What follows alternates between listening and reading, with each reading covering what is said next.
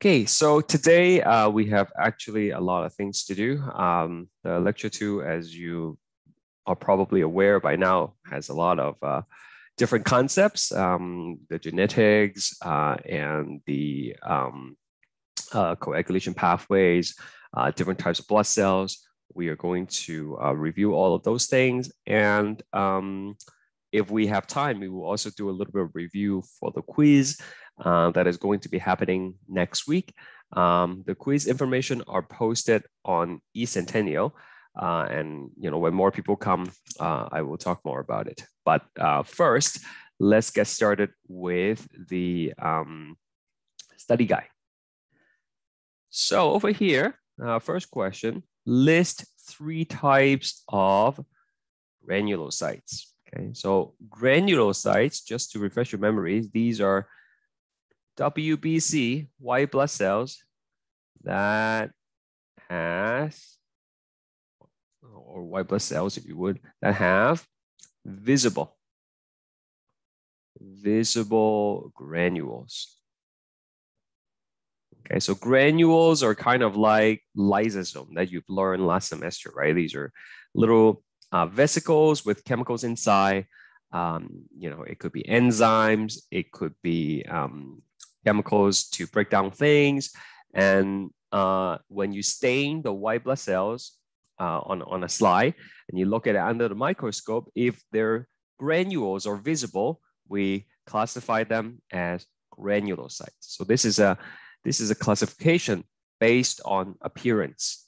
Okay, the big word for appearance is morphology. Okay, there are 3 types of granulocytes that we talked about in the lecture. If you remember any of them, could you please type some in the chat box for me? Examples of granulocytes, or you can just unmute and tell me. What are some examples of granulocytes? Neutrophil, eosinophil, basophil. Yes, thank you, Mohammed, for that. So the first one is neutrophil, okay, which is the most abundant type of white cells, right? Okay, so neutrophils makes up about 70% of white blood cells, and they are also phagocytes. Okay, so something is a phagocyte if it's able to go around and eat stuff, okay, using phagocytosis. So neutrophil is kind of the first line of defense. If anything gets into our body, they're going to come and eat things up, things that do not belong to the body. Next one, he mentioned eosinophil. Eosinophil. And there are many things that eosinophil does, but in the lecture we just kind of give you one function to help you remember it, and that is to fight parasites. Okay, if you read this in a textbook or online, you will know that it also does many other things, but let's just keep it simple: fight parasites. And finally, we have the basophil. Okay, basophil, and basophil is important for mounting an inflammatory response. Inflammatory response. Okay, so just to give you a little bit of a foreshadowing, if you would, you will learn inflammation next lesson. But inflammation involves, it's a common experience, right? Like if you ever cut your finger or something like that, it becomes inflamed. So there are some characteristics associated with inflammation. Okay, for example, there is pain. It's going to look red. It's going to be a little bit swollen, so there's swelling, and is going to be warm. Okay, so these are characteristics of inflammation. Is actually a way to fight off an infection. Okay, and part of that is caused by basophil, as long as something that is related to basophil, which is called mast cells. They're essentially the same thing, but depending on where you find them. So you will learn more about that next time. So these are the granulocytes, okay? You can see their granules, and they all kind of have their distinct function. The opposite, if you would, for granulocytes are agranulocytes. It's pretty much the same word, but you have an extra letter at the front. So these cells, they also have granules, but the granules are not visible, okay? So WBC with no visible granules when you stain them, okay? They're there, but you just can't really see them, okay? Again, it's a morphological category, that distinction, okay? You are making the category based on what you see, okay? So list 3 examples of granulocytes. We have things like monocytes, okay? Monocytes can differentiate. Differentiate is a big word, but basically it means transform, okay? Cell transform to become more specialized in general, okay? When we were, still a fetus, we have stem cells. We have embryonic stem cells, and these stem cells would differentiate into, your brain cells, heart cells, muscle cells. So differentiate just means to transform and become more specialized, okay? And it's a one-way transformation. Once they transform, there's no coming back, okay? So monocytes is able to transform, to differentiate into macrophage. Okay. So macrophage is another example of phagocyte, right? So you see, you can classify the cells based on what they look like, right? Granulocytes, agranulocytes, or you can classify them based on what they do. So both neutrophils and macrophages, they are phagocytes, okay? Another example of agranulocytes would be T cells, okay, or T lymphocytes and B cells. Okay, so these coordinate immune response, and these produce antibodies. Okay, produce antibodies, which are these proteins that help us fight infections, and these would just coordinate immune response. There are actually many different types of well, not many. There are like 2 different types of B cells and 4 different types of T cells that you will learn about next week. Okay, but like these are just like general statements. All right. Any question so far? Great. All right, here is some matching. All right, I'm just gonna take it up with you. Responsible for inflammatory response. So that would be basophil. Okay, basophil. Coordinate immune response. I just told you it is going to be the T cells.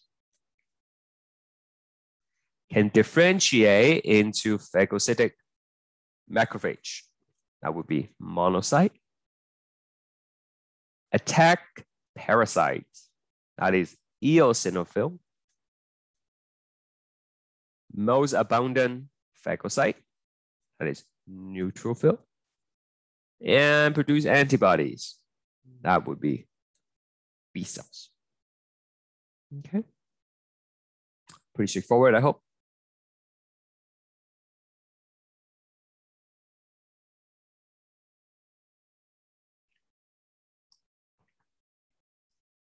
Okay, next we have the following flow chart. So this is the, excuse me, the coagulation pathway, which basically tells you what, how your blood is going to clot. All right. Now, the actual clotting pathway is quite complicated. There are actually 2 different pathways. This is an oversimplification, but it's an introductory course, so we're gonna stick with this. What I'm saying is, like, if you read something in the textbook or like on the internet that's like way more complicated than what we're talking about, it doesn't mean that we are wrong, okay? We're just not going into as much detail, okay? So when your vessels are intact, when there's no damage to it, then, blood is just gonna flow past it with no problem. I told you last time, right? Like blood cells, they don't like to go through a rough surface, right? If there is a rough surface in the blood vessels, then they are going to start coagulating, okay? And so what happens is, let's say we have a blood vessel here, and then you got a thumbtack, sticking into your blood vessels or something. Then what happens is you are going to be exposing the underlying tissue, right? From the endothelium. The endothelium is the innermost layer of your blood vessels, right? Okay. And the damaged tissue is going to release thromboplastin. Okay. Thromboplastin. So what happens is the thromboplastin is going to convert prothrombin, okay, into thrombin. Okay, so what's prothrombin? Well, let's just take a step back and review what's in the blood. Okay, so if you take blood and you collect it in a tube, you put the tube into a centrifuge. Centrifuge is a machine that spins at really, really, really high speed. Okay, you will separate the blood based on its content. So can somebody tell me what is down here? What is the name of that? Again, you can type it in the chat box or you can unmute. The formed elements, the cells. That's right. So down here, that is where you will find the formed elements. Okay. Anyone want to tell me what the formed elements are? Maybe someone else. Anybody? Formed elements? What is it? Give me some examples of formed elements. Yes. So Abdullah said RBC, right? Red blood cell. Fancy word for red blood cell is erythrocytes. Erythrocytes. Anything else? Anything else?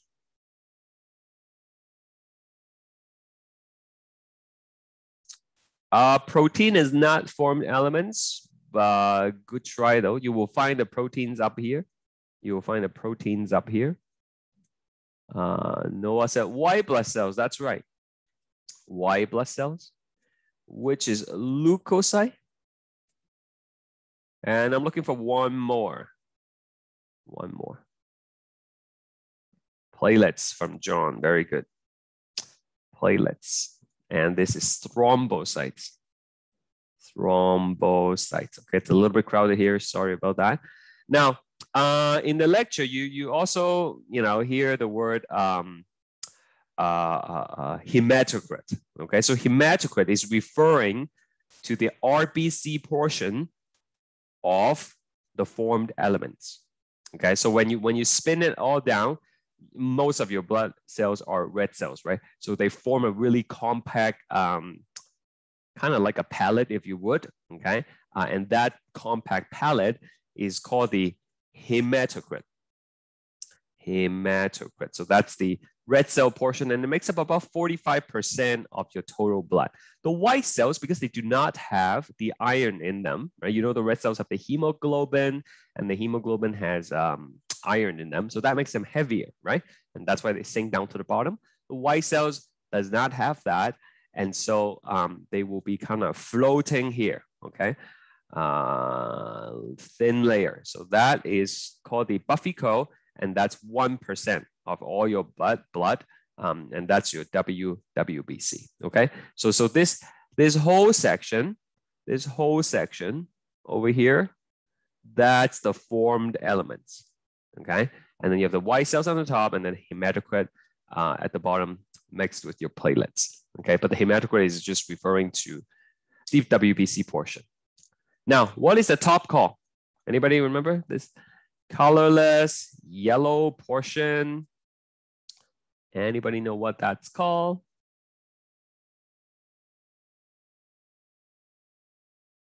That is the plasma. Thank you. This is the plasma. Okay, and the plasma is mostly water with dissolved minerals, ions, electrolyte, waste product, and a lot of proteins. Okay, so we're talking about like thousands and thousands of proteins, and some of those proteins would be responsible for immune response. Some of them would be responsible for signaling. like hormones, right? Some of them would be responsible for stopping bleeding. Okay, so in your blood right now, circulating are two, there are more, but then the two we're focusing on would be the prothrombin, okay, prothrombin. So you have prothrombin in your bloodstream right now. So pro means it is the inactive version, inactive. And to activate it, to turn it on, you would need to have thromboplastin along with some calcium, okay? So that will switch it to thrombin, okay? So active. And then another clotting factor in your bloodstream right now, just circulating, it is fibrinogen. Fibrinogen. Okay, and ogen usually also means it is inactive. So we will learn a lot of enzymes in the course that ends with ogen. If you see something ogen, fibrinogen, plasminogen, any ogen, it means it is not active. And in this case, to turn it on, you will need thrombin and a little bit of calcium, and that will turn it into fibrin. Okay, so fibrin, it's these long strand of fibers, and they are going to form a mesh. Okay, and the mesh is going to trap more RBC. They're going to trap the platelets, and then afterwards, when enough cells are stuck to the fibrin network, it's going to seal the leak. It's going to stop the bleeding, and then you're good to go. Okay. So this is the coagulation pathway, the simplified version. All right, you probably want to know the order of this happening. There is going to be a question on the quiz, very likely test rather, that will ask you to rearrange the the events in the right order. All right. So again, right now in our system, if we don't have a cut anywhere, we will have the prothrombin and the fibrinogen just moving around in the body. But as soon as there is a cut, the damaged tissue will release the thromboplastin and it will kickstart this process. Okay, so before a surgery is done or something, people usually look for do a test called like a PTT, prothrombin test, and that will see how long it takes for the blood to clot. If it takes too long, it's dangerous to do the surgery, and they might require like a plasma transfusion to kind of boost up the coagulation factors. So that's that. Any question? Great. Now I noticed only about 10 to 12 of you have watched the recordings because I can see who accessed the recordings. So as you know, this lecture has like 6 recordings, right?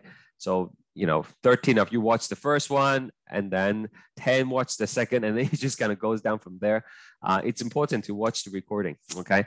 Even though I'm going through the concepts in the tutorial, this is not enough to help you do well on the test, right? It's very important that you watch the full thing if you want to get good grades. So I just want to encourage you to do that if you haven't already done so. Next here, we have a chart that talks about the ABO system and the RH blood group. Just as a reminder, blood groups are basically what you find on the surface of your red blood cells, okay? So a red blood cells is like any other cells. It has a cell membrane, right? And on that cell membrane, there are many, many things stuck to it. Okay, you can have sugar stuck on it. You can have protein stuck on it. You can have lipids. You can have glycoproteins, which are like sugary protein. You can have glycolipids, which are like sugary lipids. So all these different things that are stuck on your red cells, they are genetically determined. Okay, so what you have or don't have on the red cell surface is what's going to determine your blood type. And there are like at least 30 different blood groups that are found in the human population. Of those 30 blood groups, the most common one people pay attention to are the ABO blood group and then the RH blood group, right? The rhesus blood group. So How many alleles are there in the population for the ABO blood group system? Anybody want to chime in on that? How many alleles? Alleles are different versions of a gene, right? Like for eye, there is like brown eye gene, blue eye gene, you know, green eyes and whatnot, right? Let's say 30 alleles for ABO. A good try, not quite though. Anyone else? How many alleles for the ABO system alone? Stephanie says 3. That is correct. So we have, let me just choose a nice color here. We have IA, IB, and little I. Okay, so a total of 3 alleles. Now, even though there are 3 alleles in the human population, each individual can only have 2 alleles in their genome, right? In their DNA, because we are diploid organisms, right? Diploid means we have 2 sets of chromosomes. You inherit 1 set from each parent, okay? So creating the various combinations here, we would have IAIA, that would give you type A blood. That's the phenotype. Right? Phenotype is the expression of your genotype. Genotype is the genetic makeup, right? So you can be IAIA, you could be IA little I, right? Both of these will give you type A blood. IBIB, IB little I, both of these will give you type B blood. Okay, so just to briefly explain, IA means you have the allele to help you make the A protein, right? And put it on your red cell. And you know, it doesn't matter if you have 2 copies or 1 copy, as long as you can make it, then you will have type A blood. Okay. Little I means you cannot make A, you cannot make B, so nothing. So same thing here, IB small I, and then you can have IAIB. Okay, so this will give you AB blood. You might remember learning about this last semester, right? When you did the Mendelian genetics stuff. There is something called codominance, right? Do you guys remember that word? Codominance? Right? Anybody can explain to me what codominance means? Don't be shy. We're going to have another, 12 weeks together. We may as well get to know each other. What is codominance? Anybody?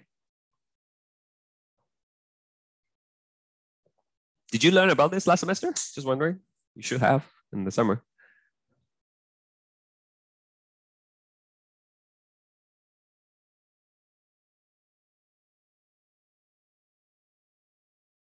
Okay, well, codominance means when there are 2, usually when you have 2 alleles, right? One is dominant over the other, right?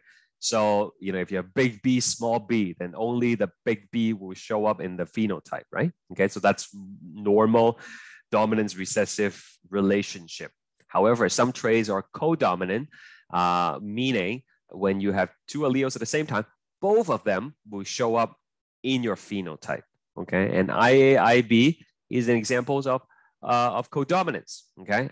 You will be able to make the A protein and the B protein, and that will make you IAIB. And finally, there is little I, which will make you type O blood, okay? So there are 6 possible genotype, which makes up 4 possible phenotypes. Okay, so that is for the ABO system. Now for the RH blood group, okay, there are 2 alleles in the RH blood group, either positive or negative. Okay, so 2 alleles. They don't have like fancy names like the ABO. Okay, and the genotypes would be positive. You can either have 2 copies of the positive. You can have positive, negative, as well as negative and negative. So there are 3 possible genotypes here. The positive and the positive negative, these will give rise to RH positive blood type And then if you are double negative, then that makes up Rh negative blood group. So that's your genetics for the ABO blood group as well as the Rh blood group. Now, do we have any question before we move on? What will be the sixth one? You said in ABO, the genotype list that A and small I, you know, so 1, 2, 3. Yeah, 1, 2, oh, 3, yeah, 4. Yeah. Okay, no problem. All right, let's do some polls. See if you guys are with me here. Let me see, where's the poll button? There it is. Can we just go back a little bit? Yeah, sure. Okay, let me end the poll first. There you go. This page here? Yeah, sorry about that. No problem.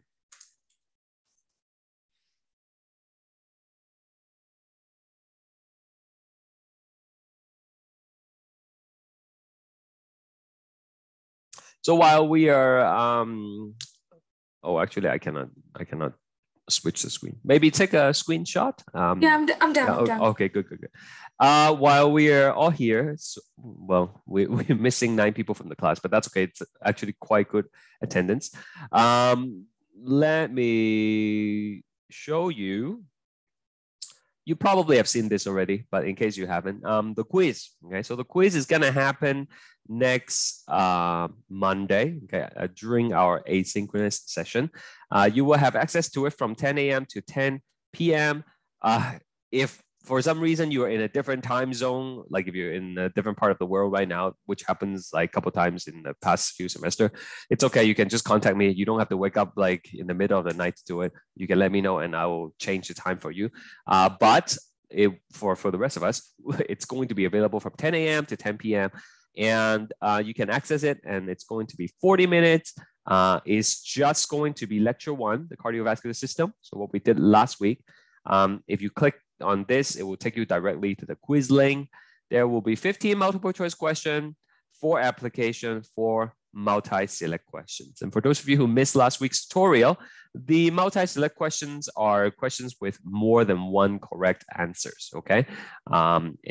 This will be worth 10% of your final grade, 27 total marks. If you're registered with CALS, some of you contacted me already, but if you need accommodation for extra time and stuff like that, please contact me with the appropriate documentations, and I will accommodate you accordingly.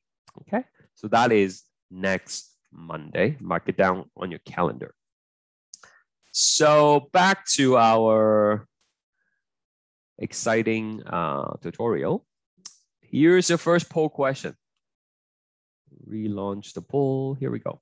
Okay, please try that.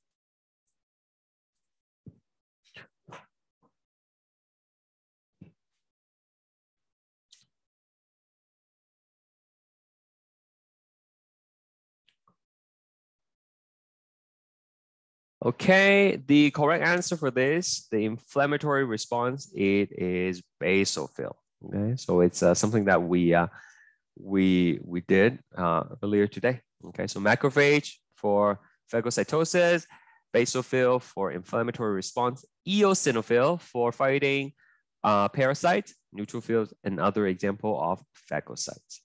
Let's try number 2.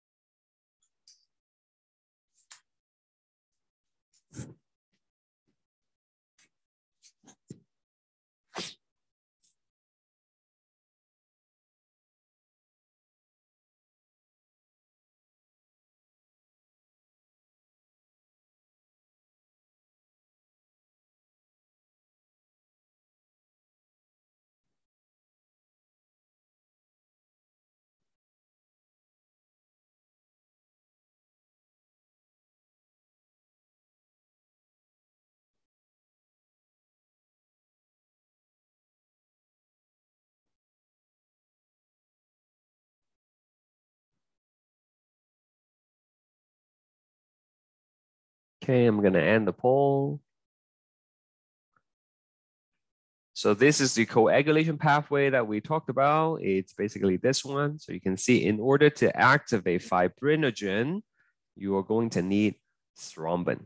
Okay, so the correct answer is thrombin. Okay, next one is a little bit challenging. So I will give you 2 minutes to try that.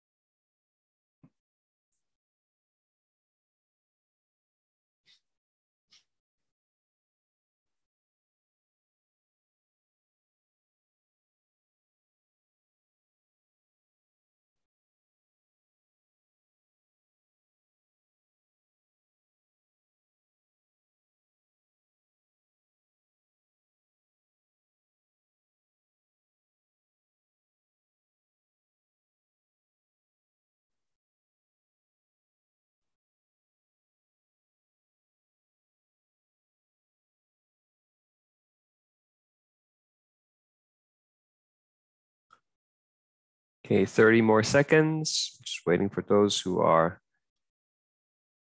still trying to figure it out. I encourage you to choose something. If you're not sure, you can choose E. So I know that you are participating.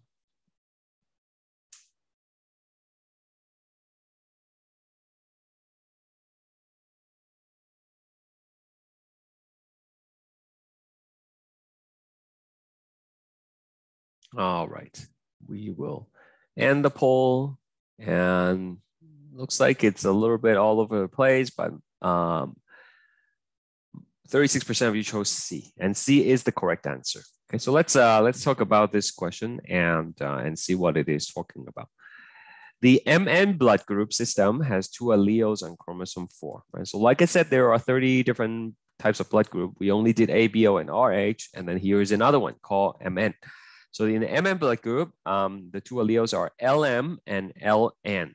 So if you just have 2 alleles, then there are 3 possible genotypes, right? Okay. Oh, sorry, the answer is not, I'm asking for phenotypic express. No, sorry. Yeah, this is correct. This is still correct. Just going crazy here. So there are 3 different types of genotypes here. There is LM. So you can have 2 copies of the LM. You can have LN, and then you can have LM and LN, right? So these are 3 possible genotypes. What about phenotypes? What about the expression of the genes, right? What's going to be ultimately on your RBC? That's basically what this means. If you LM, then we can call that M. If you're LN, then you will be N, right? Like you would have the N blood type for the RBC. And if it's LN, well, according to this question, the heterozygous condition, the one that has 2 of the alleles, different ones, right? That is codominance. And as I explained to you earlier, codominance means both will be expressed. And so the blood type will be MN, right? Much like our AB, right? Together, right? So there are 3 possible genotypes. Does that make sense? Anybody have any question for this? Hello, sir. Hi, Ruby. Yeah, I didn't understand anything about this. Okay. Can I just have some of you to verify that you guys learned about codominance from last semester in the summer in the bio one? Did you learn about inheritance patterns, dominance, recessive, codominance? Yeah, we learned. We did, okay. So codominance means both alleles will be expressed, okay? So in the blood group system, basically the allele is what allows you to make that particular proteins or sugar stuff and put it on the RBC.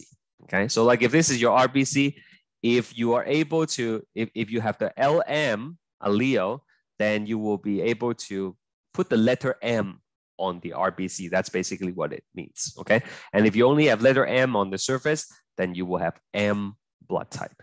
Okay, so if you have LN allele, then you will be able to put N on the blood cells and you will have N blood type. Okay, so you can have two alleles, right, in your chromosomes. So you can have LM, LM, so two LM. So you will have M on the surface. You can have two LN. You will have N on the surface. Okay, if you only have LN, that means you can only make N proteins, right? So your blood type will only be N. Now, if you are LM, LN, and that means you can make M using the LM allele, and you can make N using the LN allele, right? So in this way, you will have MN blood type. As an analogy, you can think of these alleles as like cookie cutters. So there are two cookie cutters. There's star-shaped cookie cutters, and then there's moon-shaped cookie cutters. If I give you two star cookie cutters, right? Okay, what kind of cookies can you make? You can only make star cookies, right? Okay, so that's one type of cookies, right? And if you give you two moon cutters, you can only make moon cookies, right? But if you have the star cookie and cutter and the moon cookie cutters, then you can make both types of cookies. Okay, so if I'm selling these as products, how many different products can you have in your restaurant? Well, you can sell only star cookies, you can sell only moon cookies, or you can sell, mixed cookies, right? So the products are kind of like phenotype, right? Either just pure N blood, or if you are having both alleles, then you have MN blood. Does that make more sense? Yes, I understand. Thank you. Wonderful. Thank you. Now I'm going to throw in a curveball for you guys. Okay. The question banks, like we faculty spend like countless hours to make thousands of questions in the question bank. So, there are variations of this question, right? So now you might know how to do this question. Now, let me twist it a little bit and see if you are going to be able to, still get the answer. Okay, so I'm going to erase this. Okay, I'm going to say MN blood group has two alleles on chromosome 4 designated LM and LN. If, so instead of saying this, I'm going to say if, let me try to erase that. If LM is dominant over LN, how many different phenotypic expressions will there be in the MN blood group? Okay, so I'm going to launch the poll again, and hopefully this time more of you will be able to get the answer.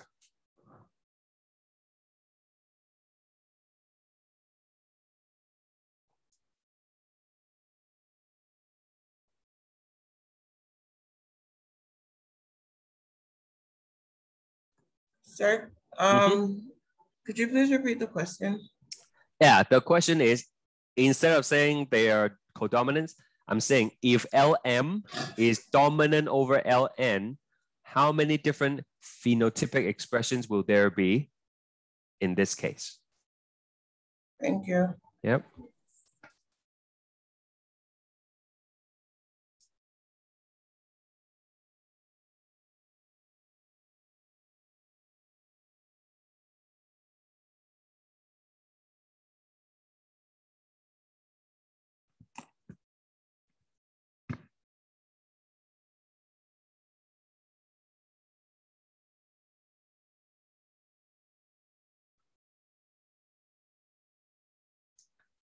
And again, if you're still not sure, you can choose E. So that way I will know.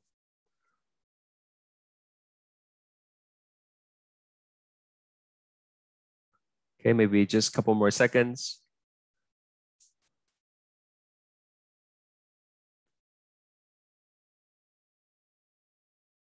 All right. So most of you got it right? The correct answer is 2. So let me explain briefly again. So it's the same situation as before. LM gives you M, LN gives you N, but LM this one, because the question is now LM is dominant over LN, right? Dominant means it will cover it up, right? Do you guys remember like big B, it's like brown eyes. Small b is blue eyes, and then big B, small b is still brown eye, right? Because the big B is dominant over the small b, it will cover it up, right? Okay, so if LM is dominant over LN, then this blood type is also M. Okay, so in this particular example, then the answer would have been 2. Okay, all I'm saying is if you see a question like this on the test, don't just automatically think, oh, in tutorial we chose 3, so the answer must be 3. Okay, it's gonna change. Okay, so you have to read it carefully, and you have to choose the question, choose the answer, wisely. So I'll leave it at that. I know some of you probably still have questions. We can address that after class, or you can email me or whatever. Doesn't matter. So Ruby, you said it means MM and MN. You are asking me what would the 2 blood type be? Is that your question? Over here? Yes, sir. Yes. What So, I understand and how I guess B, but I guess like this, MM and YN, and that is. Okay, I see. Yeah, so in this case, right, this would give you M type blood, M type. Okay, this would give you N type blood. Okay, and then LM and LN would also give you M type blood. M type blood. Okay, right. It's like again, right? It's back to the cookie cutter examples, right? It's like you love the star cookie. So even you have star cookie cutter and the moon cookie cutters, you're like, I'm not gonna use the moon cutter. I'm always going to use the star cutter if I have a choice. Okay. Over here, you don't have a choice. You have to make the moon cut cookies, okay? Because that's all you have. But when you have a choice, you will always have preference for one over the other, right? And that's what dominance means, okay? Okay. All right. Thank you. No problem. Let's move on. Now, I already completed this chart in the video. But, I think it's beneficial for us to maybe go through it quickly because it is a little bit confusing. If you get this 100% already, then good job. You can go take a break. But I will quickly go through this for those of you who need just a little bit extra explanation. So blood type, right? We already established that in the ABO system, there's A, B, O, and then AB, and the genotype is basically what we wrote down, okay? So I am just gonna fill this in for you and it should make sense. So in terms of the interaction of the allele, we can see A and B are co-dominant over each other, but both IA and IB are dominant over little I. Okay, both IA and IB are dominant over little I. Right, so sometimes you can see textbook write like this: IA equals to IB, as in they will have equal expressions, and then both of them will be greater than little I. Okay, might be a little bit confusing, but sometimes you might see it like this. So what kind of antigen or antigens will you have on the red blood cell?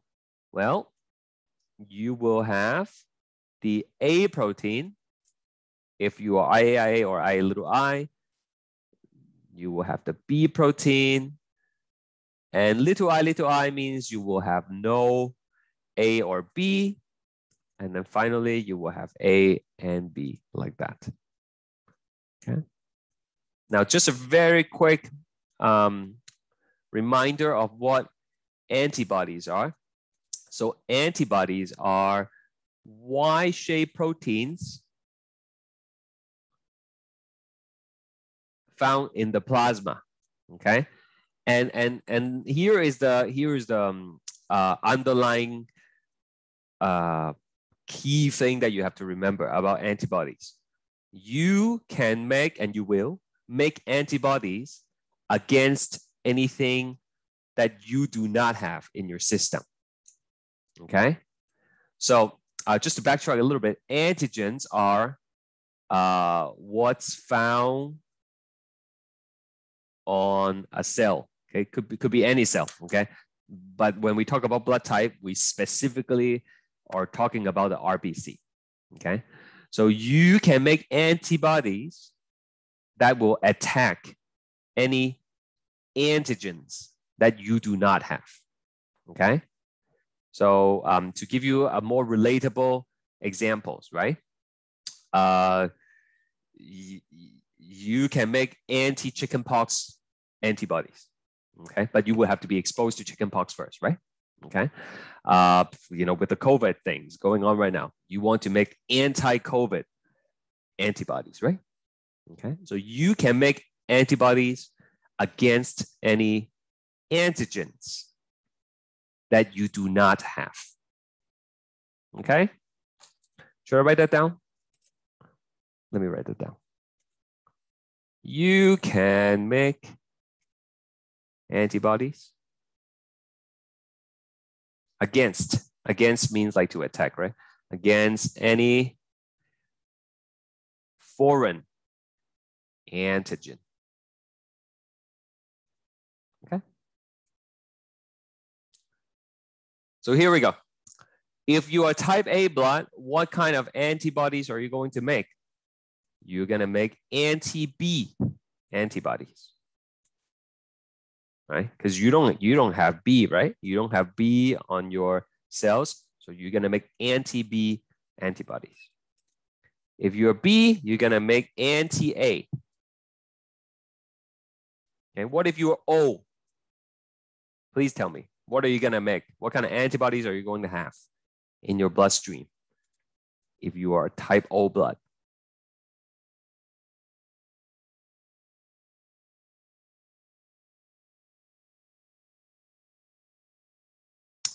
That's right. Thank you. Okay, Stephanie and Perina and other people who've answered. You will make anti-A and anti-B. Okay. You will not make anti-O. There's no such thing. Okay. O is nothing, right? Okay. And you do not make something to attack nothing. Okay. We're not talking about the alleles, so it's not little I. We're talking about the antibodies. Okay, that will be found in your plasma. So if you are type O blood, you don't have A or B on your cells, you will make antibodies to attack them. Okay. Next one, AB. Okay, if you have AB blood, what kind of antibodies you will have? Okay, so no antibodies. No antibodies against A or B, because that's what you have, right? You do not want to make antibodies that will attack something that you have.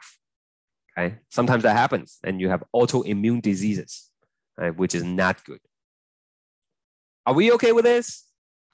You can use the emotion button to give me a thumbs up or something. Reaction button. Okay, you can see like next to my name, I have a thumbs up right now.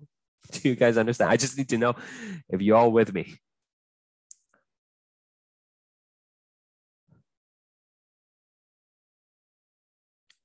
Okay, I will take the silence as good. Now, who can you donate to? Who can you donate to? Well, when we do blood donation, and I emphasize this in the video, okay? You do not take your whole blood and then transfuse it into someone else. You will kill that person, almost definitely, okay? Like you see a movie where they just hook up like a catheter from one arm directly into the other arm and do the blood transfusion. You're gonna kill the poor guy. Nobody does that, okay? So when we do blood transfusion, we have to separate the red cells from the plasma, okay? We gotta get rid of all the white cells, okay? So what we are talking about in this course is only red cell transfusion. Okay, we're only talking about giving the red cells to another person.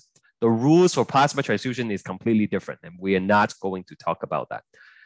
There is a quick question in the chat. If someone has autoimmune disease, can they get a vaccine shot? Yeah, autoimmune diseases are usually does not interfere with vaccines. I give you an example of autoimmune disease. Okay, an example of that would be like a multiple sclerosis. Okay, where your cells attack your neurons, right? And they recognize them as foreign. Okay, so it's not really related to vaccines, but there might be some other form of autoimmune disease that makes you particularly hypersensitive to certain types of vaccines, you know, that I'm not aware of. It's best to consult with the doctor, but generally that is not the case. Okay, so let's quickly talk about this. If you are type A blood, can you give to a type B person? Now, there are 3 questions that you have to ask yourself, right? And I think I mentioned this in the recordings. I honestly don't remember. Probably did. So the first question is that you have to ask yourself is the antigen on donor's RBC, okay? Second question you will want to know is the antibodies in recipient's plasma. Remember, the antibodies are found in the plasma, not in the red cells, right? And number 3, will they cross-react? Will they cross-react? Okay, so let's see. I am taking blood from an A person and giving it to B. Is this safe or not safe? Well, let's answer our question. What antigen is on the donor's RBC? Well, it is going to be A. What antibodies is in the recipient plasma? If the person is type B blood, they will have anti-A antibodies because you make antibodies for anything you do not have. So if you go ahead with a transfusion, then these antibodies will attack the incoming cells, and then there will be a cross reaction. Okay, there will be a cross reaction, which means it is not safe. Okay, cross reaction will cause all the red cells to burst, right? Hemolysis is the word that I use in lecture, and that is not safe. Okay, not safe. So keeping that in mind, you can come up with like a quick way to do this. Okay, I think this is the flow chart I gave you in the lecture. Okay, if you don't want to think at all, and that's not a good thing, but like if you have to have like a help sheet on the test, put this on a sticky tag, stick it on your monitor before you do the test, because this will allow you to see who can donate to who. Okay, so A, who can A donate to? Well, you can always donate to people of the same blood type, and according to this flowchart, you can donate to AB as well. B can donate to other B and AB. And then if you O, you can donate to everyone. And Mel asked why you can do that. I'll explain in a second. And then if you're AB, then you can only donate to other AB. Okay, so I am AB blood type. So if I need blood, I'll email you guys. So all of you should be able to donate the blood to me because AB can receive blood from everybody. So let's take a look at why is it that O is okay to give to all the other blood types. So let's see. O, can you give O to A? Okay, so let's go through these questionnaires. First one, antigen on the donor's RBC. If you're type O, what is on the surface of your cell? Just think about that for a moment. If you're type O, what's on the surface of your RBC? None. Nothing. That's right. Nothing. Nothing. Okay. Because O means You don't have IA, you don't have IB, you're not making cookies, so to speak. Antibody in the recipient plasma, well, it's a type A person, so they will have anti-B. And if you proceed with transfusion, it's okay because there's no B on the incoming cells. The antibodies will not cross-react, and that means it's going to be safe, okay? So this could be true for type B person or AB. It doesn't matter because O has nothing on the surface. And as far as ABO transfusion is concerned, O is so-called universal donor.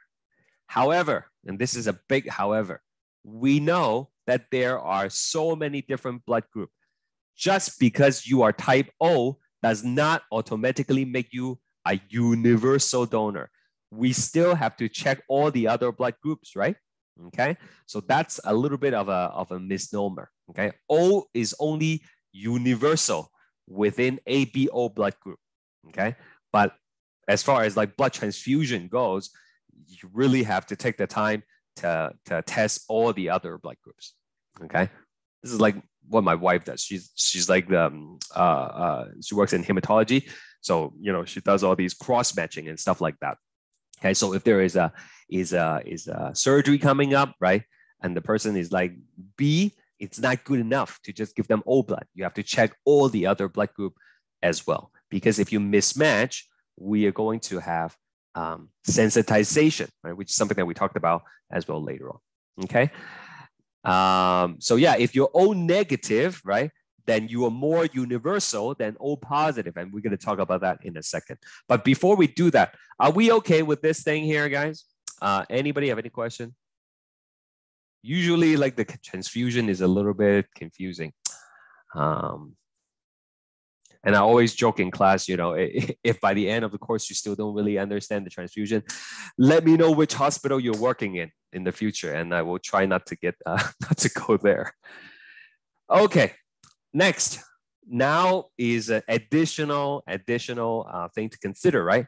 ABO and RH. So RH is only two things. It's either you're either positive or negative for RH. You either have it or you don't have it. If you have RH on your RBC, you are positive. If you do not have it, then you are negative.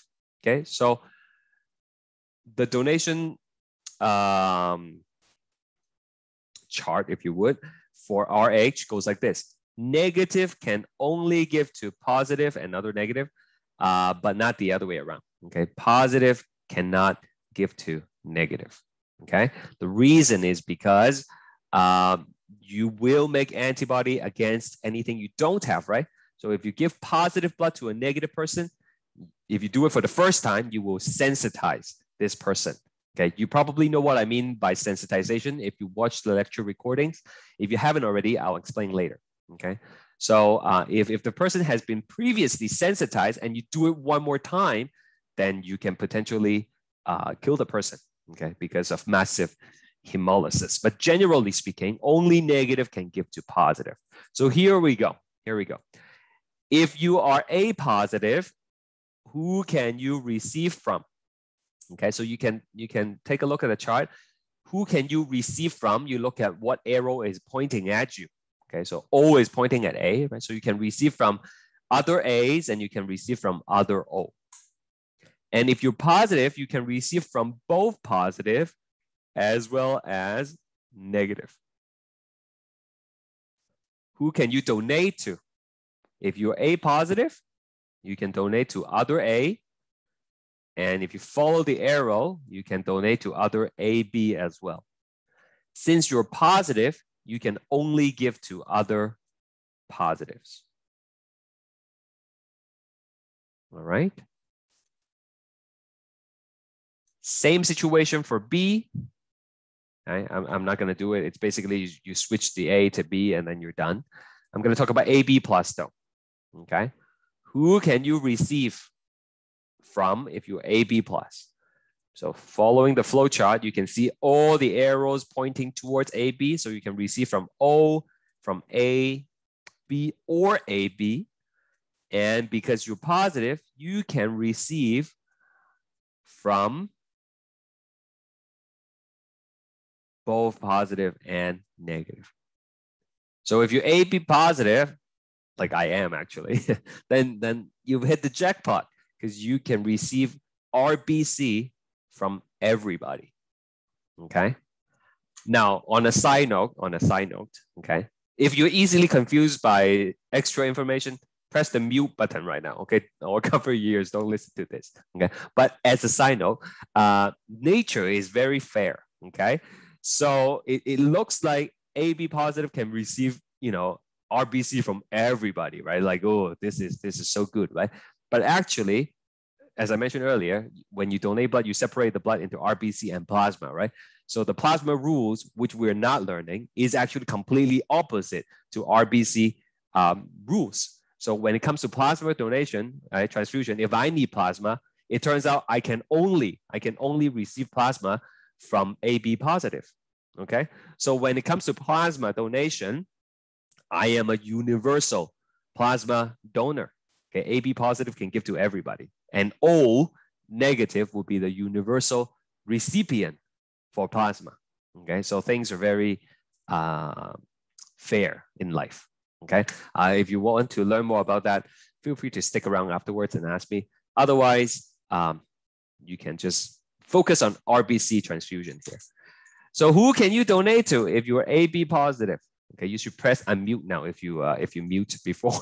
So this is AB positive. Okay, you can only donate to AB positive. All right. Okay, let's just do another one. Let's do B negative. Who can you receive from if you are B negative? You can receive from other O or other B, but because you're negative, you can only receive from negative people. But you can donate to both positive and negative individuals.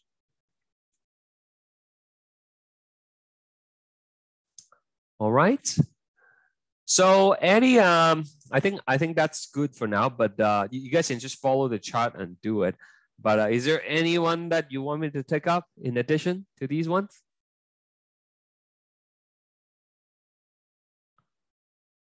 Now we good? Okay. So I'm gonna give you a moment to do this and see if this is safe or not. Okay, we're giving, these are the donors on the left and the recipients on the right. So A positive to A positive is safe. Okay, and I want you to see like A positive to AB negative. Is that safe or not? So I'm gonna give you a moment to do that, and we will take it up in about 2-3 minutes.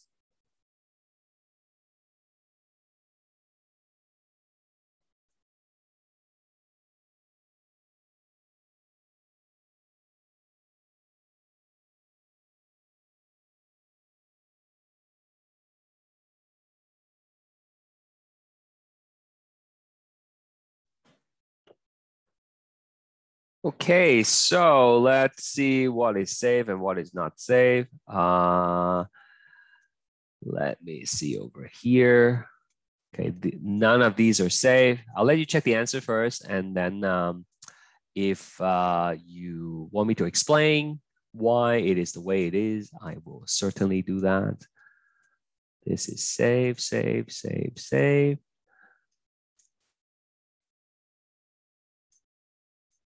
Okay, so that's the answer.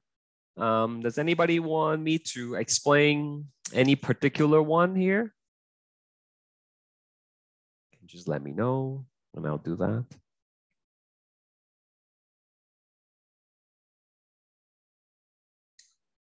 Which one? Tisha? What to O positive? Like A positive, O positive, all of them? Okay, sure. So let's do A positive to O positive, okay? So we just have to look at our transfusion flow chart to help us see this in a quick way, okay? So A to O, is that okay? Well, if you look at the flow, right, O can give to A, but not the other way around. Okay, so for that reason, it's not safe. Now, in terms of the biology, what's the problem?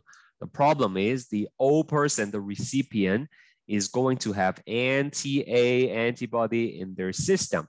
And as soon as you introduce the RBC with the A on them, the antibody will attack it, and that will make it not safe. Okay. Same thing for B positive. Okay. The person who is receiving the blood also have anti-B in their system. And so when the RBC comes in, the anti-B antibody will attack them. Okay. And then O negative is okay because O can give to O and negative can give to positive. And then AB is not good, even though negative can give to positive, but AB cannot give to O, right? Because of the antibodies in the recipient. So for that reason, it is unsafe. Does that help? Or you have a follow-up question?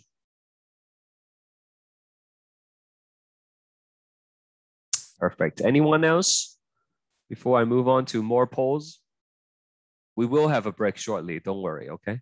I'm not going to talk for 3 hours. Any additional questions?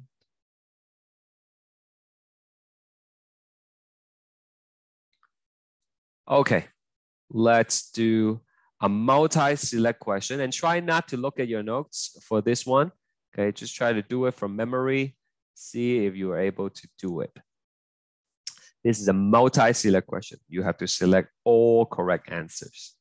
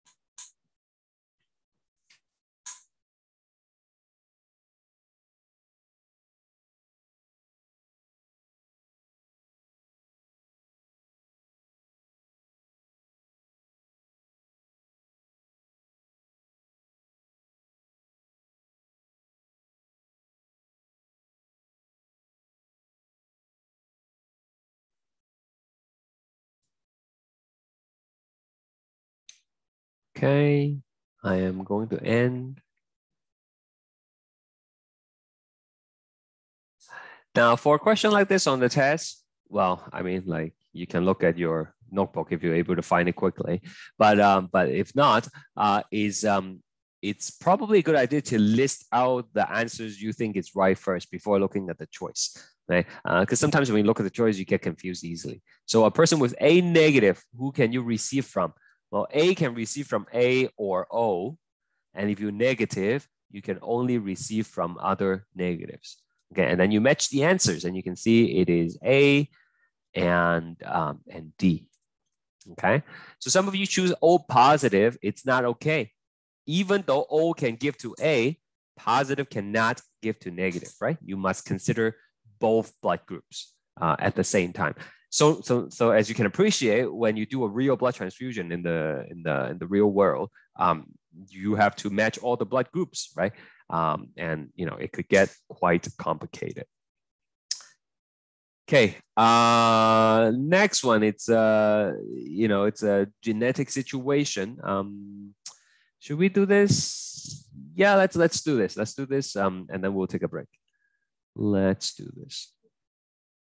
Oops, relaunch. There we go.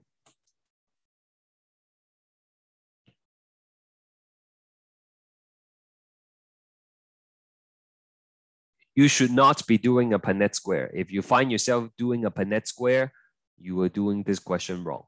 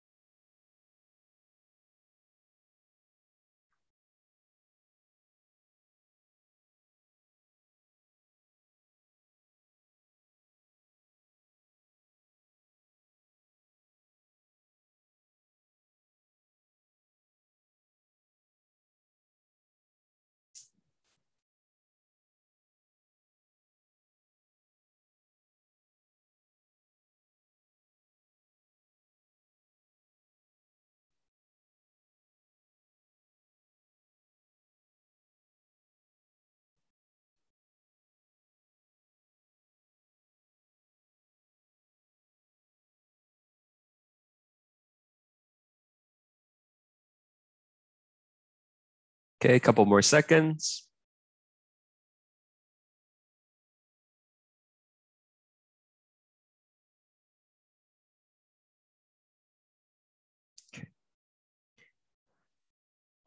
In the recording, I mentioned there are 4 things you have to sort of remember or write down when it comes to inheritance for blood type, okay?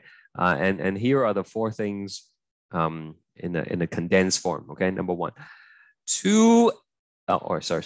AB people cannot have all kids, okay, children, okay?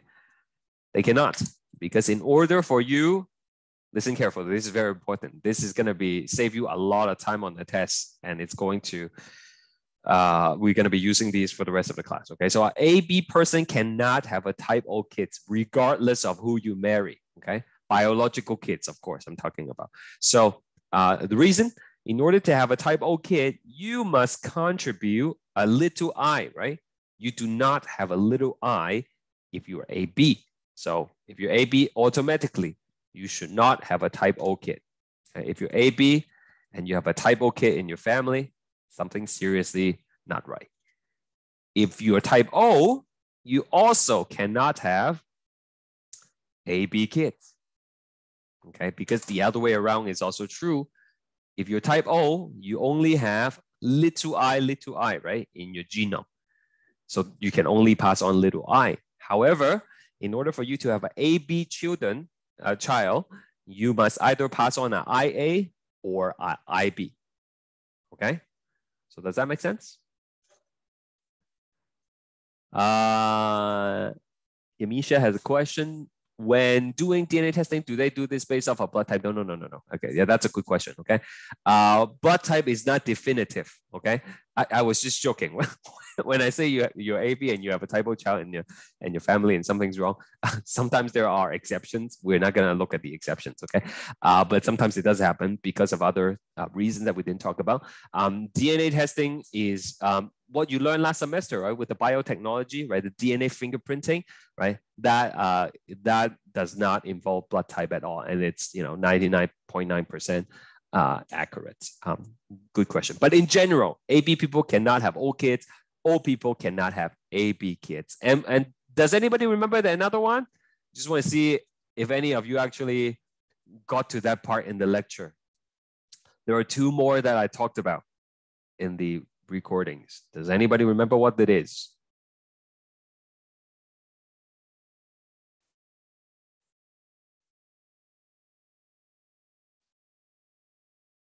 Okay. 2 O people. If you're type O and then you marry another O person, then all of your kids are going to be O, right?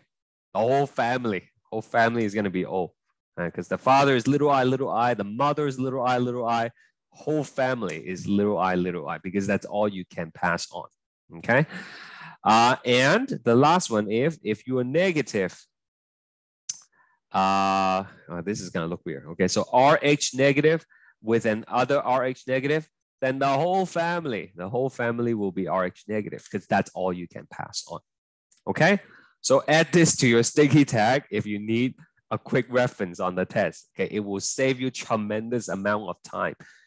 How? Let's take a look at how to do this question properly. This is an O negative person and this is an AB negative person. Okay, so O person, according to rule number 2, automatically you will not have this as a kid. You will not have this as a kid. Does that make sense? Okay, you can without doing Punnett square, you can right away cross off the first one and D. Okay, because O cannot have AB. AB cannot have O, then I can cross that one out as well. Okay, they are both negative.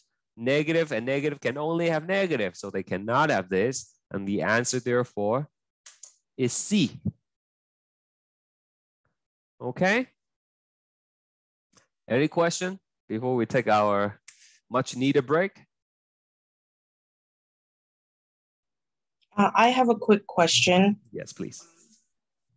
If you have Rh positive and Rh positive, would they then all your kids be Rh positive? Excellent Can question. it go the other way? Yeah, excellent question. So the question is, just to reiterate, if you have RH person marrying a RH person, does it automatically mean all their kids are positive?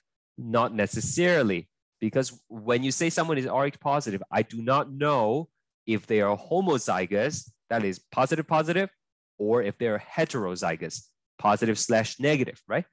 If these people are positive/negative and they have kids, then, right, when you do the Punnett square, there's only 25% chance that their kid is going to be negative, okay? If they're both homozygous, so if they're both positive, then guarantee their kids are going to be positive. But generally speaking, if you say two positive people having kids, then we do not know for certain whether they are gonna have positive kids. Does that answer your question? Yes, thank you. No problem. Okay, so let's take a 5-minute break. We will come back at 9:55.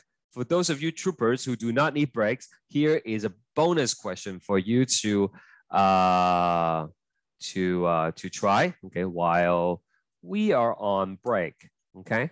So I'll see you in a bit, okay?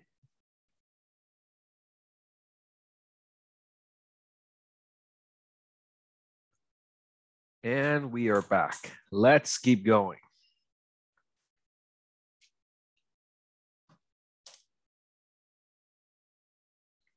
Next question. Josh's father has type O blood. If Josh has type A blood and he marries Kat with AB blood, find the expected blood type for their children. Use the Punnett square provided for your solution. So Josh is type A.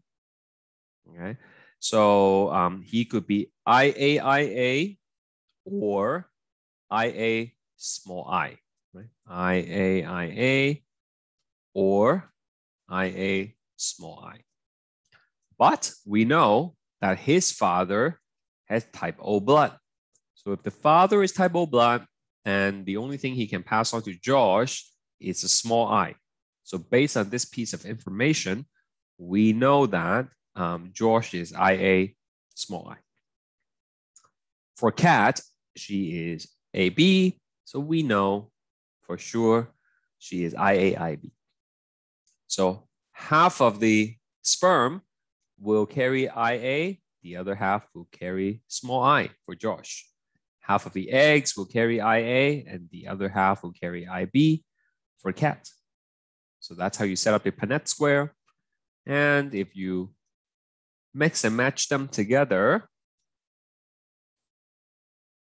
then you will see that there is a 50% chance that they will have a type A, a child with type A blood, right? 50% here and here.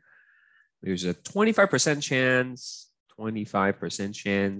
they will have a type AB child, and a 25% chance that they will have a type B child. Okay? So that is that.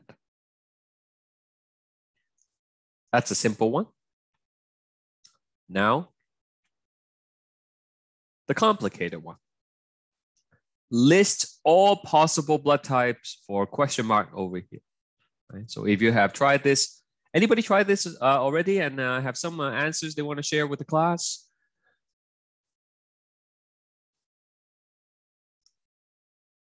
Not yet? Okay. So I will do it with you, and then you can try it again at a later time. Okay? So to approach something like this, it's like the Shrek question I did in class, right? In the recording, right? So you want to start with people that you know the blood type, that you know the genotype for first. And that would be people who are type O and people who are AB. Okay? So over here, we have a type O a person. So she will be little I. Okay. And then the rest of the people, we can write down half of the genetic material, half of the genetic makeup rather, like this. Okay. So these are the parents for these two women. Okay, and so we can use the relationship to track where the alleles came from. So this little I could come from the father here, and then the other little I must have came from the mother. So far, so good, I hope.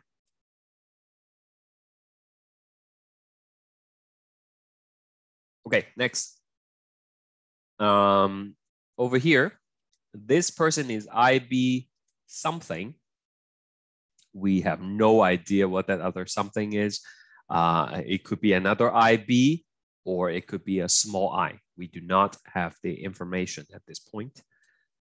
This is their daughter, okay, and the daughter has IA. What we do know is the IA must have came from the mother. Okay? That's for certain. Okay, because the father does not have an IA, right? The other allele here could not have been an IA because that would make the blood type AB, right? And we know that's not the case. So the IA must have came from the mother. Okay. Now, where does this IA come from? Well, that came from the grandfather, right, so to speak. Okay. So do we know what this other allele is going to be? Not really. We only know that this came from the other parent. Okay. So it could be IAIB or IA small I. There's no way to tell based on the current information that's given to us. Okay. Because this allele came from the other parent, right? So there's no way for us to know. So the answer is IAIB or IA small I. So this could be a multi-select question, right? Select all the possible blood type of question mark. I'll take any question.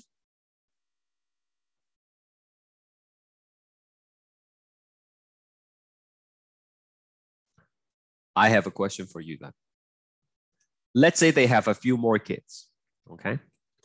What kid do they have to have? What kind of blood type do they have to produce, so to speak, right? In order for us to have enough information to determine whether the mother is AB or AI. Let me repeat the question. Let's say they have a few more kids, okay? Let's say they have a son this time, okay? What blood type will the son need to have in order for us to definitively determine the blood type of the mother?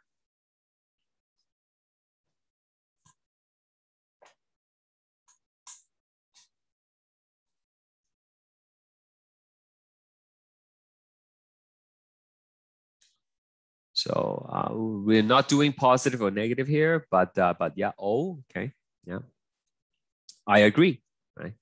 If you have an O child, that means this is going to be little I, and that means each parent must contribute a small I, right? So then I can definitively say that that is her blood type, okay? If they have a type A child, we don't really know. We wouldn't be able to say definitively. Because if they have a type A child, just like now, right? It's the exact same thing. The A comes down, but then the other one, you know, it's going to be from the other father. And you know, we can actually say that this is small I, right? It's not going to be another B, right? So like this, right? I can erase that probably. Like that. Okay, so the definitive child, sorry. I always get that mixed up. The definitive child that will help us determine would be another O kid. All right. Here is a poll question. Okay, please try it out. Okay, please try it out.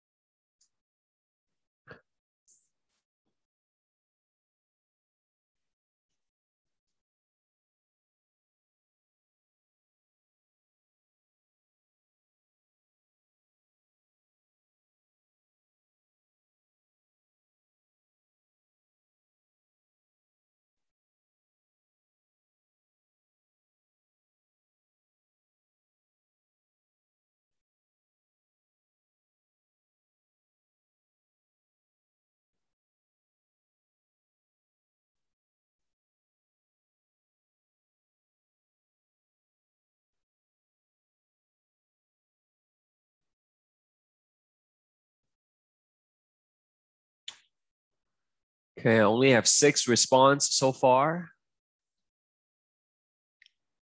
Please give it a try.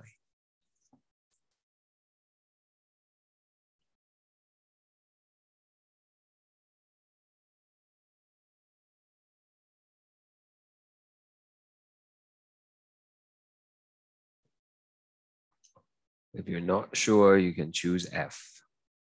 Professor, what was your question? Joan Blood's group or The question is right here, right? What is the blood genotype of John? Okay, thank you. No problem. Okay, I am going to stop this.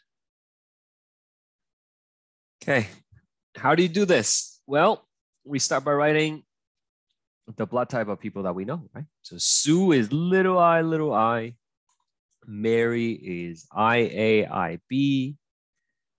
Jane IA something. Tom IB something. Harriet IA something. No idea what John is. Little I for Ed. Okay. And then we try to track these alleles.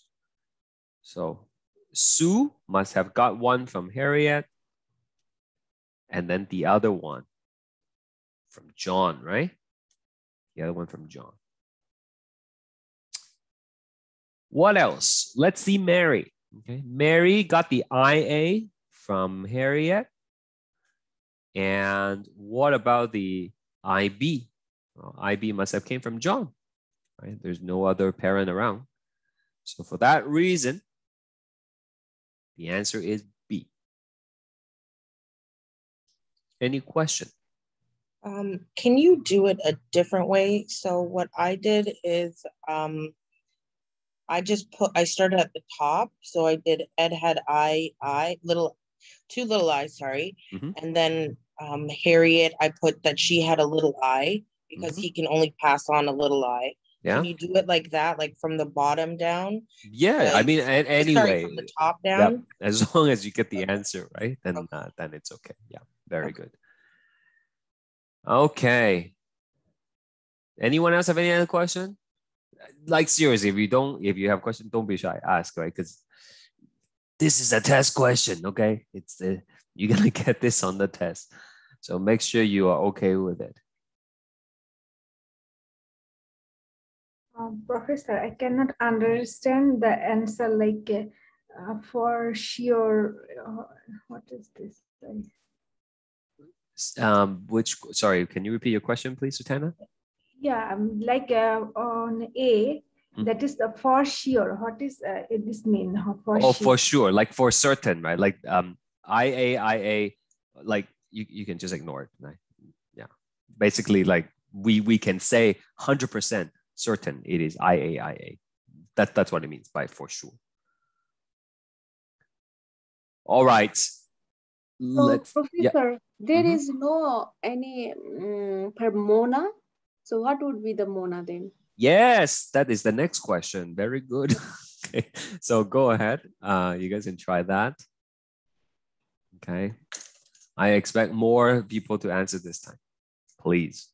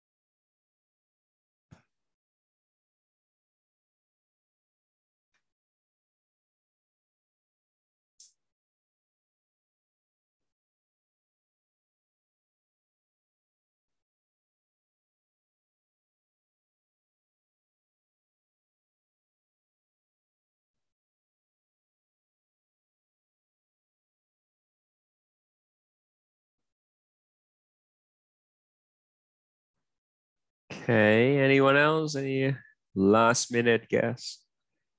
Obviously, on the test, don't leave any question blank, right? If you're not sure, guess.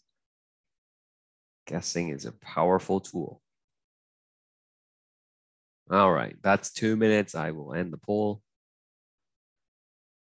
So same situation as before. I'm just gonna reuse the stuff that I wrote here. Okay, so let's see what happens. Do we know anything about Mona? Well, Harriet is IA small I.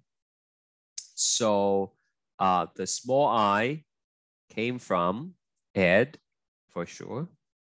Okay, and then the IA came from Mona. Okay, IA came from Mona. Okay, like this. And then what's the other one? What's the other one? We have no idea. It could be another IA, it could be another IB, it could be a small I. Okay, and none of these answers have all three of those possibilities. So the correct answer is need more information. Okay, again, we do not know if Mona is IA small I, or IA IB. Okay, so we need more information.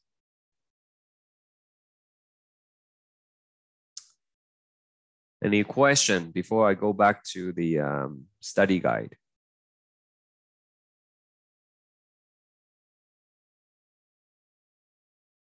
Great. Okay, here, matching babies. Right. The first one I did in the lecture recordings already. You can find that later on. Here is another one to try. Okay. So we have 4 parents and then 4 babies. It's all mixed up. Okay. And you know, if this happens in real life, they probably would just do DNA and fingerprinting to figure out who the parents are. But we will just use the blood type in this case. Sometimes blood types can definitively tell you who the parents are, sometimes not so much. So over here, let's see. So first couple, we have A, B, and O. According to what I told you before the break, AB parents cannot have O babies. So this is not their kid. And O parents, type O parent, cannot have AB babies. So that's not their baby. They're both negative, which means they cannot have positive kids. So that's not their baby. They are taking home baby H. Okay, so baby H is no longer up for grabs. Next one, A positive and O positive. If you're O, that means this is not your baby. Okay, O cannot have AB. But we really can't tell whether F and G is their kid. We cannot rule out one or the other, right? A can have O or A, and then O can have O or A. We're not sure. So I'm just gonna put down both here for the time being. We don't really know. Moving on. O negative and B positive. If you're O, you cannot have a B baby. Okay. So we have 2 left, and none of the parents have an A allele at all, which means it's impossible to have an A baby for this couple. So they are taking home F. If F is taken by 3, then G is couple number 2. Okay. So F and G are no longer available. The last baby belongs to the last couple, right? The baby is baby E. So you kind of use these logic process of elimination to find out which parents have which baby. Is that okay? Anyone have any question?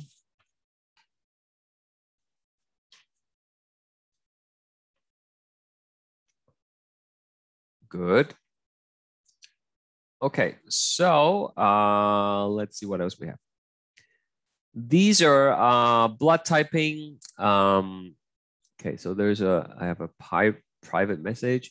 For number 4, both parents are positive. How come the baby is negative? Yes, so if they're positive, you do not necessarily know that they're homozygous or heterozygous, right? If they are positive / negative, then there's a 25% chance that they could have a negative baby, okay? So that's why. In fact, they have to be heterozygous for this to work out, okay?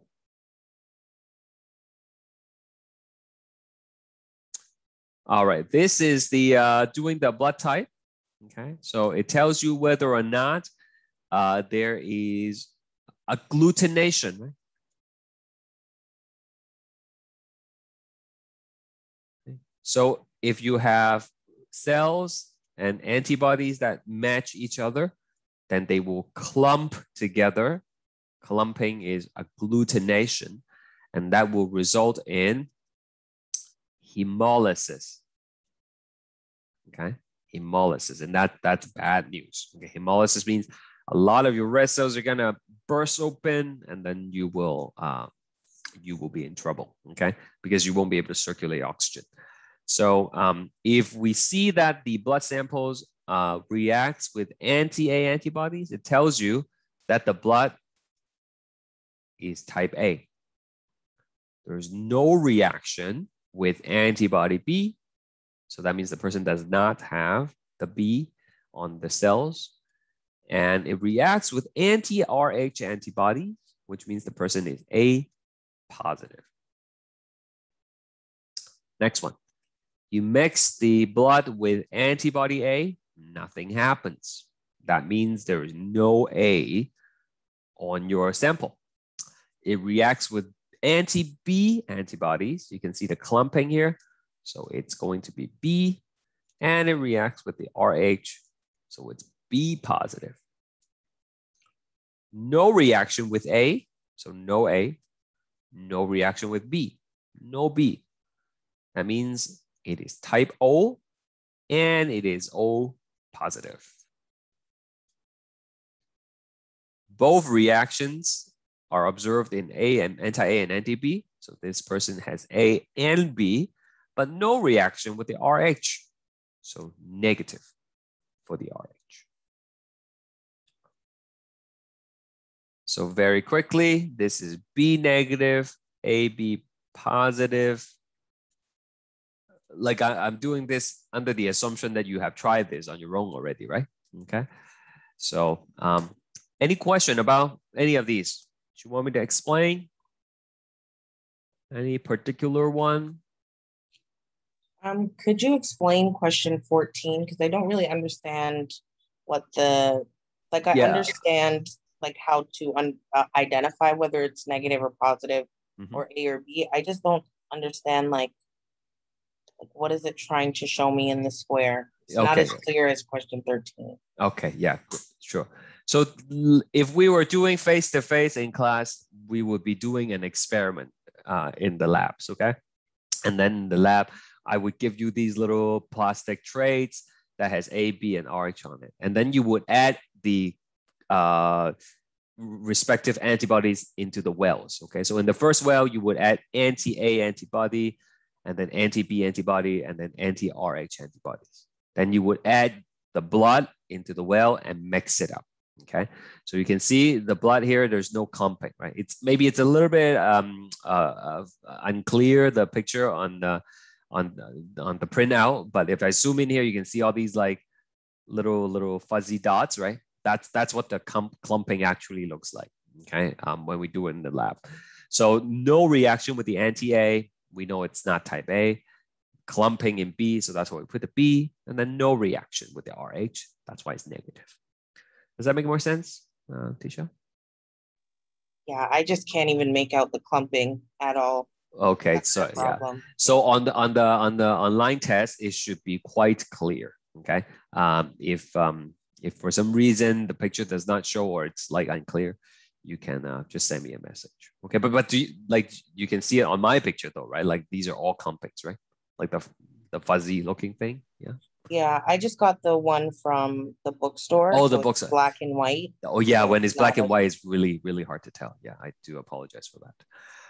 Okay, moving on. Fill in the blanks. Fill in the blanks. Okay, so this part is the kind of like the boring part, right? Okay, but here we go. We'll take it up. Okay, and you know, I assume you've done this, and if you haven't already, and you're having trouble copying all of it as I go, you can look at the recordings after. Production of new blood cells in bone marrow, that's called hematopoiesis. Hematopoiesis. Okay, so bone marrow is like the inside of your bone, and there are only a few active marrows as adults, so like the sternum, right? The femur, which is like your thigh bone, and then the ilium, which is like your pelvis area. Another name for red blood cells, erythrocytes. White cells, leukocytes, and platelets, thrombocytes.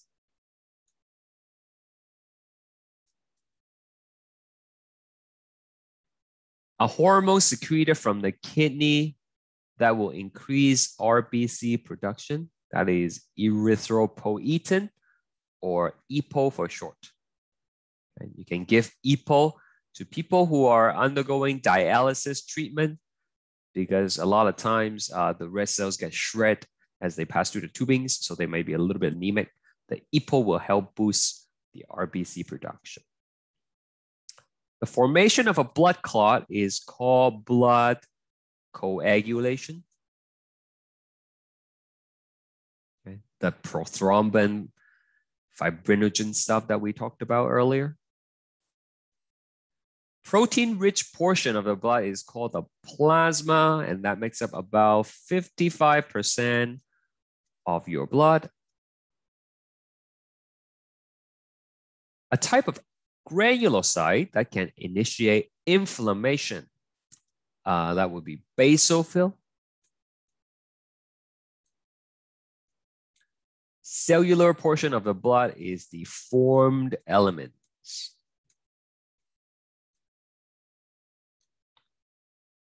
The most abundant plasma protein is albumin. This is the protein that helps maintain osmotic pressure. Remember last week we talked about in your capillaries there are a bunch of stuff inside that helps retain fluid in your blood vessel, right? The osmotic pressure. So albumin is one of the key proteins that helps you do that. If you have malnutrition, right, then the albumin might not be enough, and then you won't be able to retain the fluid. Then you have edema. That's why you see the bulging bellies in kids, you know, like a World Vision poster or something like that. That's basically the fluid leaking out of their vessels. Two key coagulation proteins found in plasma are prothrombin and fibrinogen.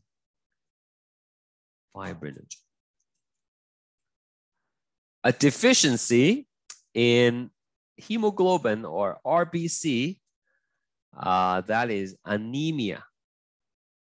Anemia. A buildup of bilirubin. Bilirubin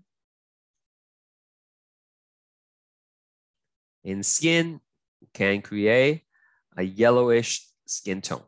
So the bilirubin is basically like a byproduct of you know, the breakdown of hemoglobin, okay? Platelets are cell fragments broken off from a bigger cell called megakaryocyte. Karyocyte, okay? They don't have nucleus. The conversion of prothrombin to thrombin requires calcium. Person with type A blood will produce anti-B antibodies, and someone with type B blood will produce anti-A antibodies. Agglutination occurs as a result of cross-reaction between antibodies and antigens over on RBC, leading to rupture of RBC or hemolysis.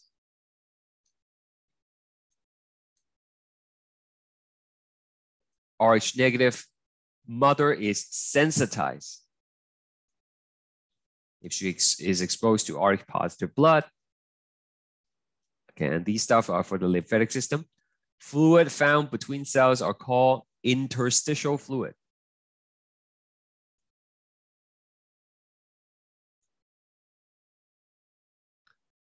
Fluids found within lymphatic vessels are called lymph. There are 3 pairs of tonsils. They serve to, as an immune tissues. So there is the palatine. There is the lingual. And there is the adenoid tonsils. And we have thymosin, which is hormone that is secreted by your thymus. Don't confuse the thymus with the thyroid.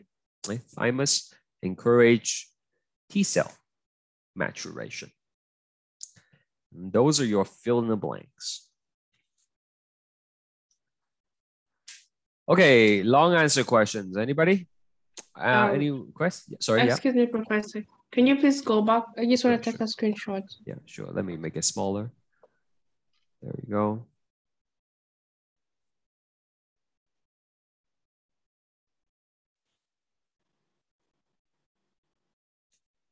Okay.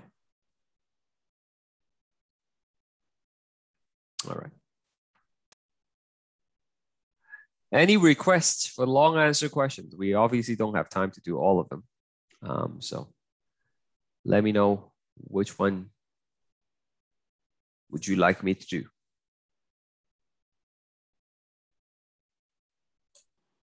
Number 6. Sure. Anyone else?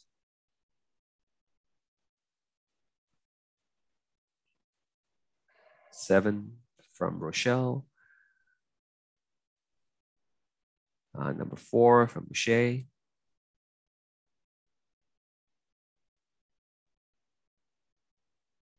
Okay, we will start with those. And, if you have more, you can let me know. Okay, first one. Is it safe to transfuse A negative RBC to AB positive blood? So, is it? No, the answer is, sorry. The answer is yes. The answer is yes. It is safe, okay? So the surface of the RBC here, there's only A antigen on it, okay? On the recipient's end, if you're AB positive, then you have no antibodies. And no antibodies against A or B, because that's what you have yourself. There's no antibody for RH because you're positive. So when you do the transfusion, there will be no cross reaction, and it will be safe. Okay. Next one. Explain how RH sensitization could result in hemolytic disease of the newborn. Okay, so to explain that, you have to know what sensitization is, right? So do we know that? Is it okay? Everybody knows what sensitization means? Okay, so very brief. Does that mean that they've been exposed, both negative and positive? Good try. You have correct, yeah. Anyone want to add to that?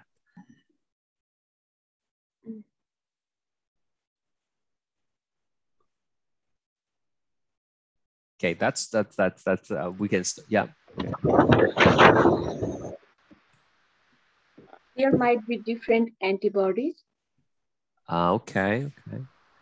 Stephanie, are you trying to say something? I see your mic moving, but yeah, I don't hear it. I'm not sure, but I think it's when when a person has RH, like when a RH negative person is exposed to RH positive, and then their body, like for the first time it'll be fine, but then their body starts to create antibodies for RH, yeah. But yeah, for the RH, and then it like attacks their own blood. That is the last part is not like you don't attack your own blood, but everything else you said is correct. Okay, so you know what, I am going to quickly explain it. So here we go. Okay, again, right, for the full version, watch the recording. Okay, it took so long to record them. Please watch them. Okay, don't waste my effort. Right. Okay, RH sensitization. First of all, first thing you have to know. Okay, when I say that you can make antibodies for anything that you do not have. Okay, so here's the situation, right? If you're type A blood, what kind of antibody can you make? Hopefully in your mind, you're thinking anti-B, right? Right. Okay, so here's the situation. For all intents and purposes, for our introductory course here, if you are type A blood, you are pretty much born with anti-B antibody in your system circulating, okay? The reason, we don't really have to know. We just have to trust me. That's the way it is. Now let's talk about something like, you know, chicken pox, right? Chicken pox. Are you born with anti-chicken pox antibodies? No, right? In order for you to get antibodies that would attack chicken pox, what must happen? Someone tell me, how do you get antibodies against chicken pox? What do you have to do? Tell me. Do you guys know what chicken pox is? You guys do know, right? Chicken pox, yeah. Yeah, Rochelle said you have to get chicken pox, right? You have to expose yourself to chicken pox either, you know, accidentally or, you know, when I was a kid, I was deliberately infected with the chicken pox, right? Because my mom thought it would be easier to just, you know, have it all along with her friend's kid and you know, have a chicken pox party. Anyways, point being, you have to get the chicken pox and then your body will make the anti-chicken pox antibodies, okay? Or you get vaccinated, okay? Then you will make the anti-chicken pox antibodies, okay? Same thing with COVID, right? You either, you know, get exposed to COVID, then you make your antibodies, or you get the vaccine, then you make the antibodies. So RH is like that, okay? If you're a negative person, you can make RH antibodies, but only after you have been exposed to it. So unlike the ABO blood group where you're born with the anti-A, you're born with the anti-B, RH is more like chickenpox and other diseases. You have to be exposed to it before you can make the antibody. So here is what happens. If you are a negative person, when an RH negative person is exposed to RH positive blood, then they become sensitized. Okay? So how do you become sensitized? One of two ways. Number one, okay, you are a negative person and you have received a transfusion from a positive person. Sometimes in a very emergency situation, we don't have negative blood available. And you can easily test if the person has antibodies against RH. You can just quickly do a blood test, and you determine that this person has no previous exposure. Then you might transfuse the positive blood into the negative person. But now this person has become sensitized. Okay, meaning they will now produce anti-RH antibodies. And the next time you do another positive transfusion, then you will have the hemolysis, you will have the agglutination, and it will not be safe. So all people who are negative, they kind of have one free chance of being, you know, receiving a positive blood. Does that make sense? Okay. So the key thing is, if you become sensitized, you are not going to be attacking yourself. Okay. But you will be attacking any future positive cells that will make it into your body. That is what sensitization means. Any question? Second way you can get sensitized is if you are a negative mother carrying a positive baby. And somehow during pregnancy, if the baby's blood get into your system, then you can become sensitized. So let me quickly explain this to you. This is a condensed version because we don't have a lot of time. This is the blood stream of the mother. Okay, so the mother is negative. Okay, and let's say she is carrying a positive baby. Okay, so this is baby's blood, and the baby is positive blood. Okay, so the baby's blood will have the RH on the baby, on the RBC, but the mother will not. Okay, so separating the mother's blood from the baby's blood is the placenta. Okay? So if the placenta is damaged, right, during pregnancy or during delivery, the placenta ruptures, then the barrier is no longer intact, and it's possible for the positive blood to go into the mother's bloodstream. Okay, so now the mother has been exposed to the positive blood. She is said to be sensitized. Okay, so she will start making antibodies against RH. Now, is it going to be okay through for the baby? Yeah, probably going to be okay, because by the time you make the antibody, which takes about a week or so, right? You know, last time you got sick, you don't feel better. Like you get a flu or something, you don't get better until like a week later, right? That's the time it takes to make the antibodies. So by the time the mother makes the antibody, the baby is already delivered, and there's going to be like no harm done to the first baby. Okay, so then end of story here. But what's new is that the mother will now have antibody against RH circulating in her system. Okay, next, let's say the mother have a second baby. So this is second baby, and the second baby is also positive, right? Because perhaps the husband is positive, right? So they will have another positive baby. This time, what happens is the antibody will cross the placenta, and it will attack the positive cells in the baby. So the baby will have massive hemolysis, okay? And the hemolysis will cause the hemoglobin level to rise in the bloodstream, which gets converted into bilirubin, and then there will be jaundice. Okay? And then you will have enlarged liver and spleen, because those are the organs that will help get rid of the broken red cells. And then you will have edema. When I say you, I mean like the baby. When the baby will have all these symptoms. So the severity is going to vary, but in general, we call this hemolytic disease of the newborn, okay, or HDN. All right. So hemolytic disease of the newborn, or HDN, is not restricted to RH mismatch between the mother and the baby. Okay. Other blood groups can happen as well, right? Like Cal is another one, KELL, right? That's another one that could result in really severe HDN. Okay. So that's how sensitization can result in hemolytic disease of newborn. Okay. And even with ABO blood group system, this could happen. So like me, I am AB, right? I told you. My wife is O, and both of my daughters are B, type B blood. Okay.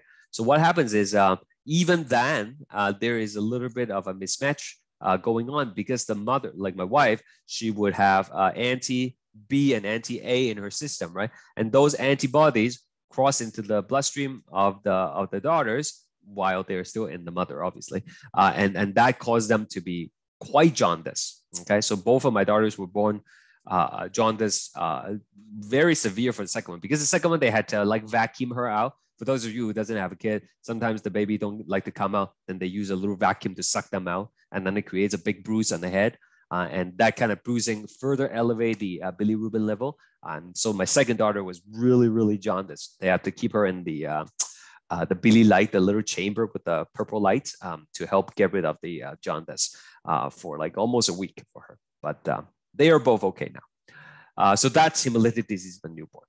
Before I go on to the next question, there's a question in the chat. Rochelle asks, if you are sensitized to an emergency transfusion, how will they know they can't do it if you need another emergency blood transfusion years later? Yeah, so like it's really unlikely that they will do it on the spot, right? Like if they, if without knowing what the blood type is of the person. So it's very easy though to find out if a person has antibodies for something. Okay, so they could do a serum test to see if the person has anti-Rh in their system before they do another positive transfusion.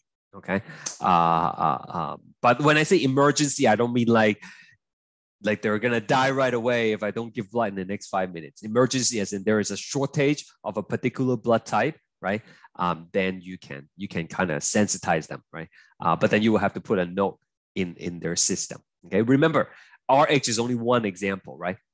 This kind of emergency transfusion would happen for all the other ones. Sometimes you will hear on the news, right, or read online that someone really need a particular transfusion because their blood type is rare, right? And you might wonder, like rare as in what? Like O negative? No, when this is rare, it means like they are negative for many of the other blood groups, right? So, they're negative for the MN group, they're negative for the Cal group, negative for whatever, right? Duffy A, Duffy B. They're negative for so many of these blood type groups. It's virtually impossible to give them any blood without sensitizing a particular blood group. So that's what they mean when they say someone is looking for blood donation for rare blood type. That's what it means, okay? Any question about this sensitization business before we do the last question, the ROGAM? The people who asked for this explanation, are we good now? Follow-ups?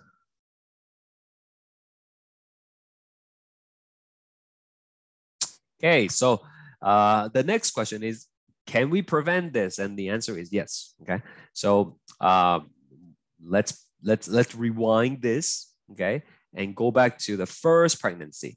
Okay, so first pregnancy.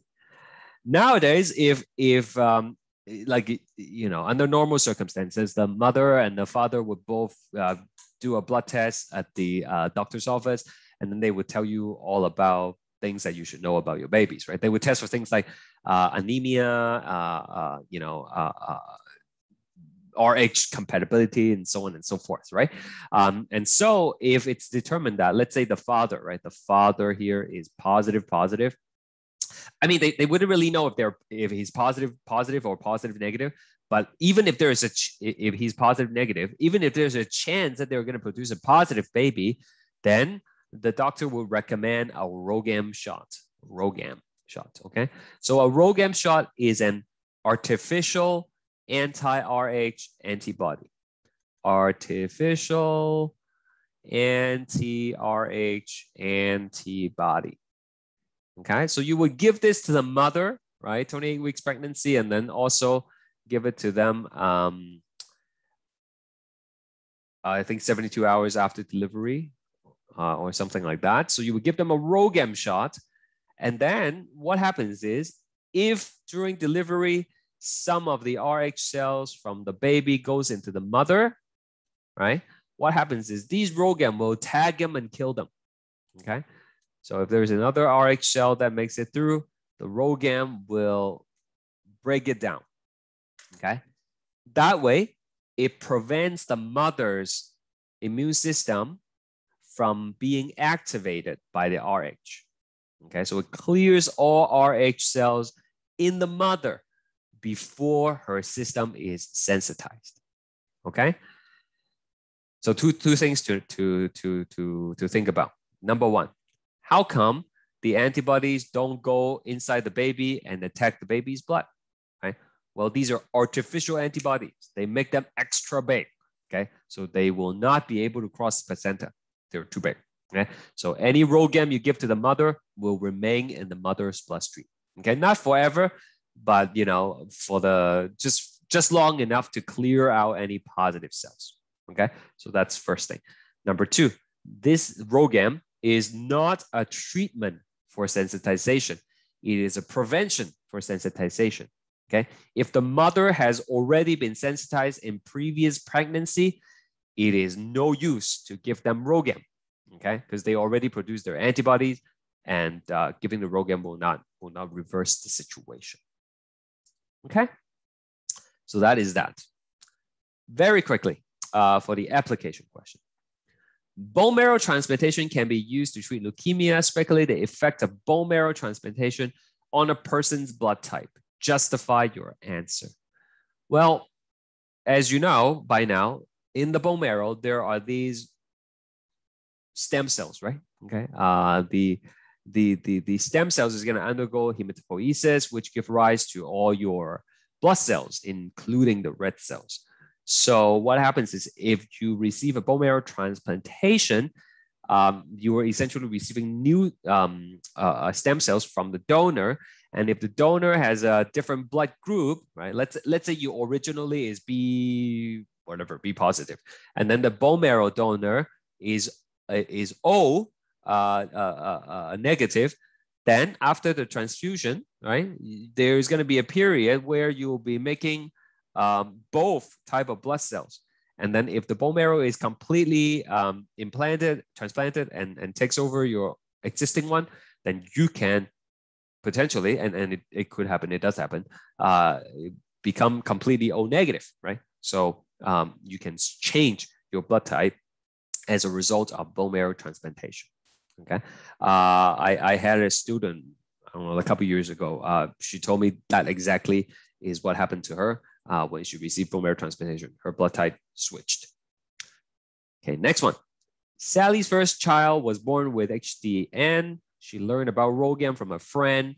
Sally is now pregnant with her second child, and she is requesting to receive RhoGAM shot from her doctor. Is Sally request valid? Okay, so based on what I told you, right? No, it's not valid. If her first child is born with HDN, it means she was sensitized even before her first pregnancy, right? Maybe she received a blood transfusion that's positive, okay?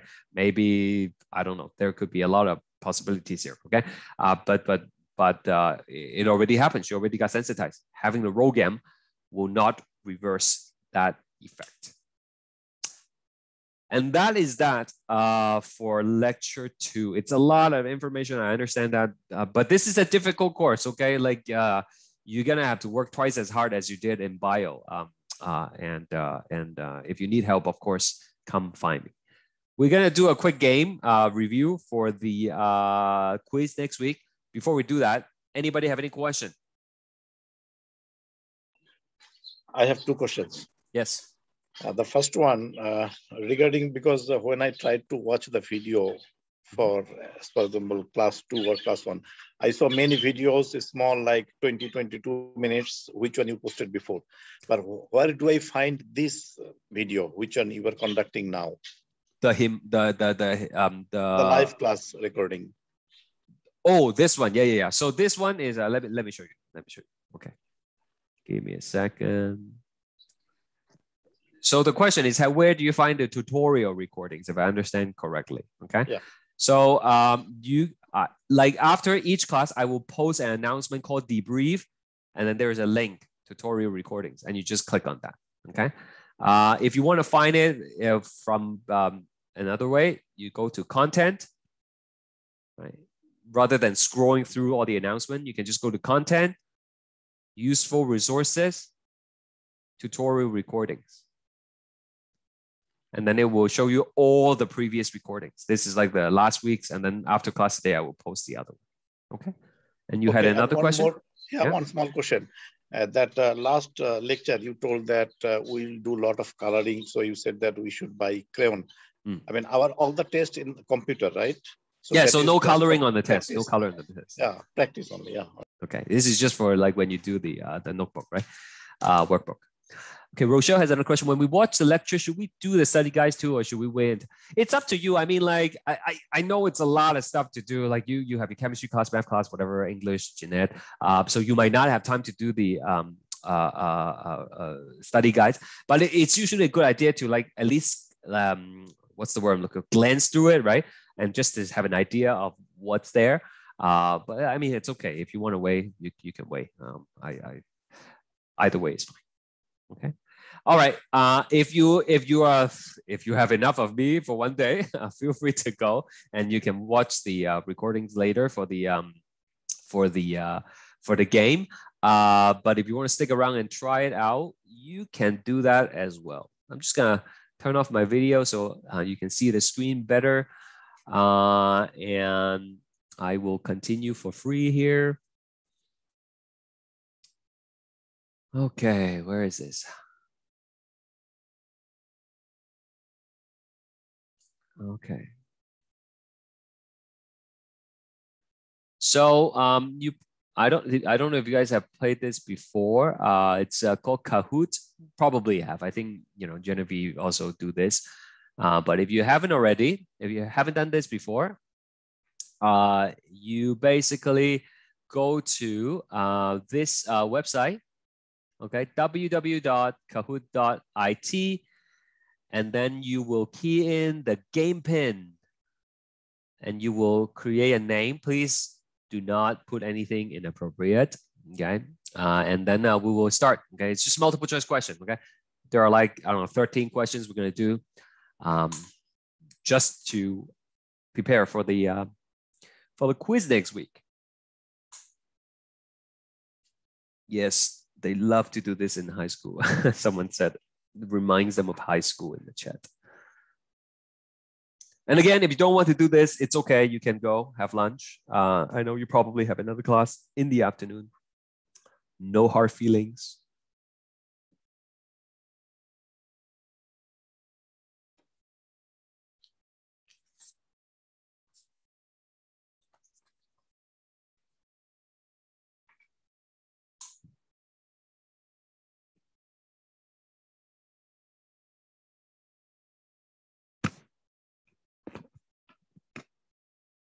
You can do this on your phone or on your computer. Just gonna wait a little longer for people to join. Again, you key in this website. Okay, I'll put it in the chat box. And then you key in the game pin.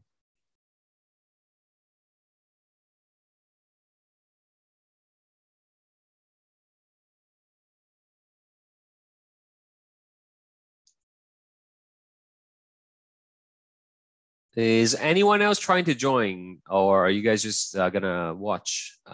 If no one else is trying to join, I'm just gonna start. Otherwise, I'll wait a few more minutes. We have 19 people in the Zoom meeting, but only 8 people here.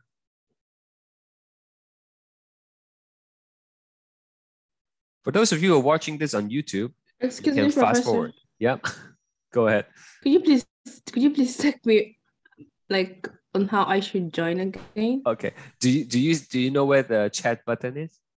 Yes. Yes. Do you see I post a link there? www.kahoot.it. Do you see that?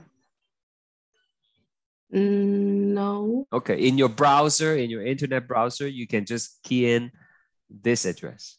Am I sharing my screen? I am sharing my screen, right? Let me see. Yeah, I am. Okay. So you just type this into the browser. And then once you're there, you can key in the game pin. Anyway, I'm going to get started. For those of you who did not join, which is fine, maybe you can join next time. But you can just do it in your head, okay? Instead of doing the game thing. I thought this would be more interesting, but maybe not for everyone. So the question is up here.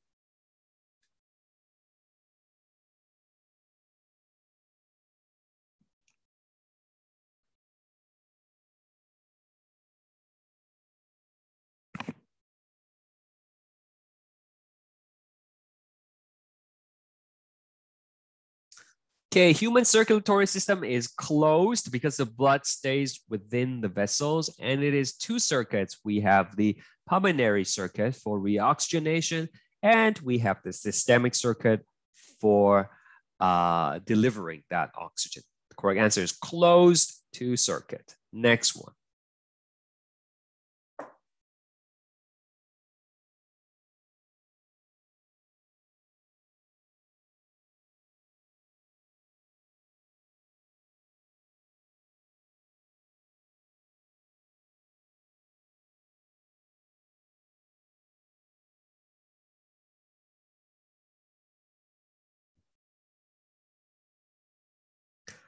So the innermost layer, the layer that is going to be in direct contact with the blood, is the endocardium. Outside of that, we have the myocardium.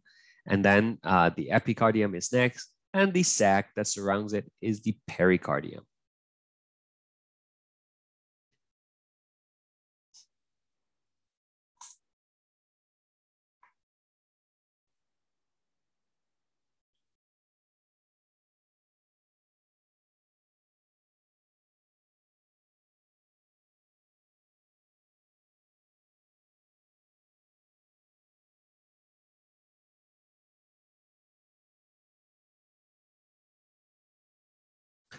Aorta is the correct answer. Pulmonary artery contains oxygen poor blood, and it's going to be taken to the lungs for reoxygenation.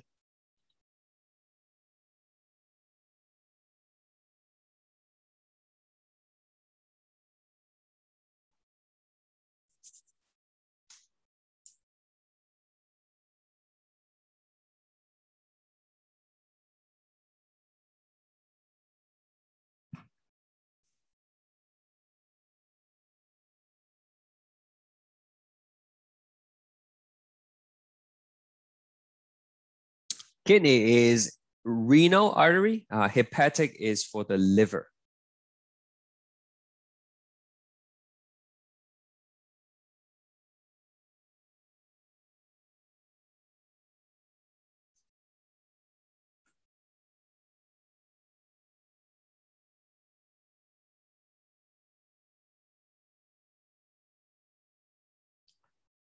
Capillary is the slowest. Yeah, that's correct. For the veins, that's where the pressure is the lowest. Okay, so don't confuse the speed and the pressure.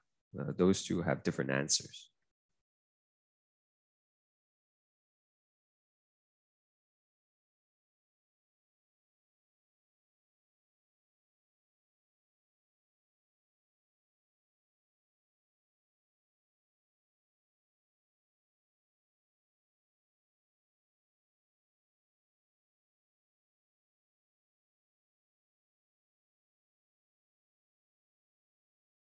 On the right side, it is the tricuspid valve. The bicuspid valve is on the other side, on the left side. Okay, remember 32, right? If you're looking at it from the front, that's how you can remember which one has 3 flaps and which one has 2 flaps.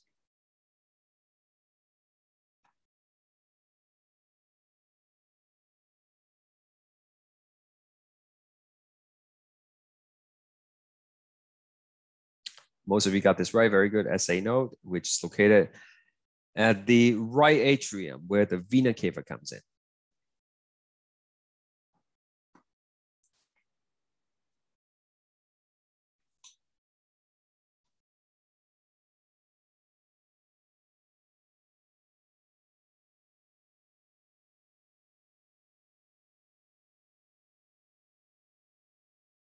Oh boy. Okay, so this is something you guys should definitely look at.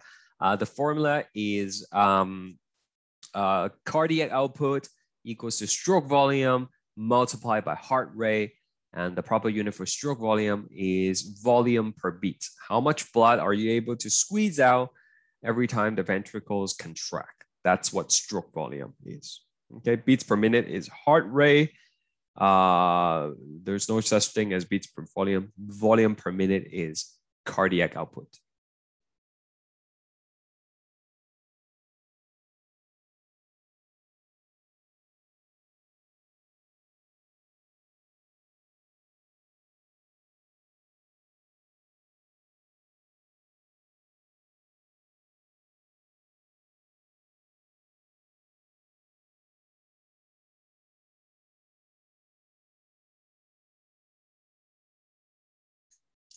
That is atherosclerosis. Very good. It's not heart block. Heart block is when the signals is not being conducted through the SAAV node and the Purkinje fibers, right? So atherosclerosis is like a physical block. Very good.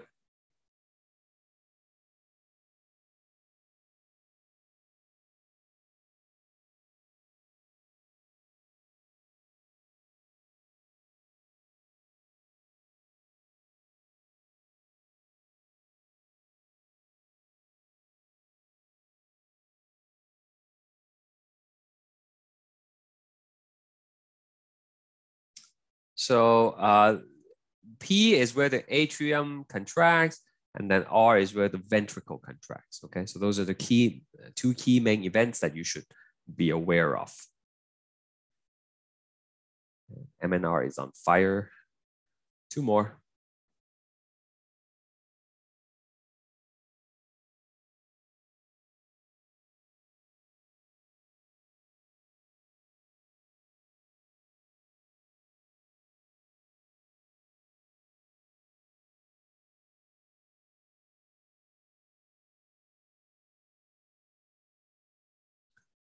Yeah, angioplasty is where you stick a balloon into the partially blocked vessel and you inflate a balloon to reopen it. Reconnecting a broken vessel, we didn't talk about that. Rerouting is a coronary bypass, okay? So that was the correct answer to reopen.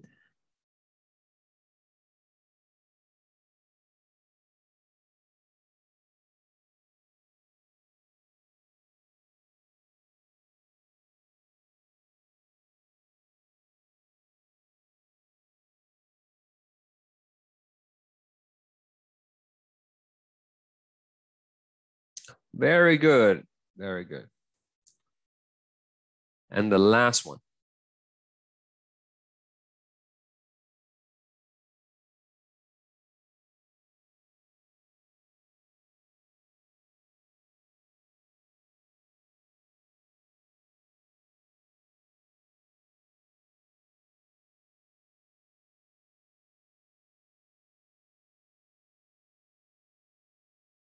So this is something we talked about last time. If it's happening on the left side, you're gonna have pulmonary edema.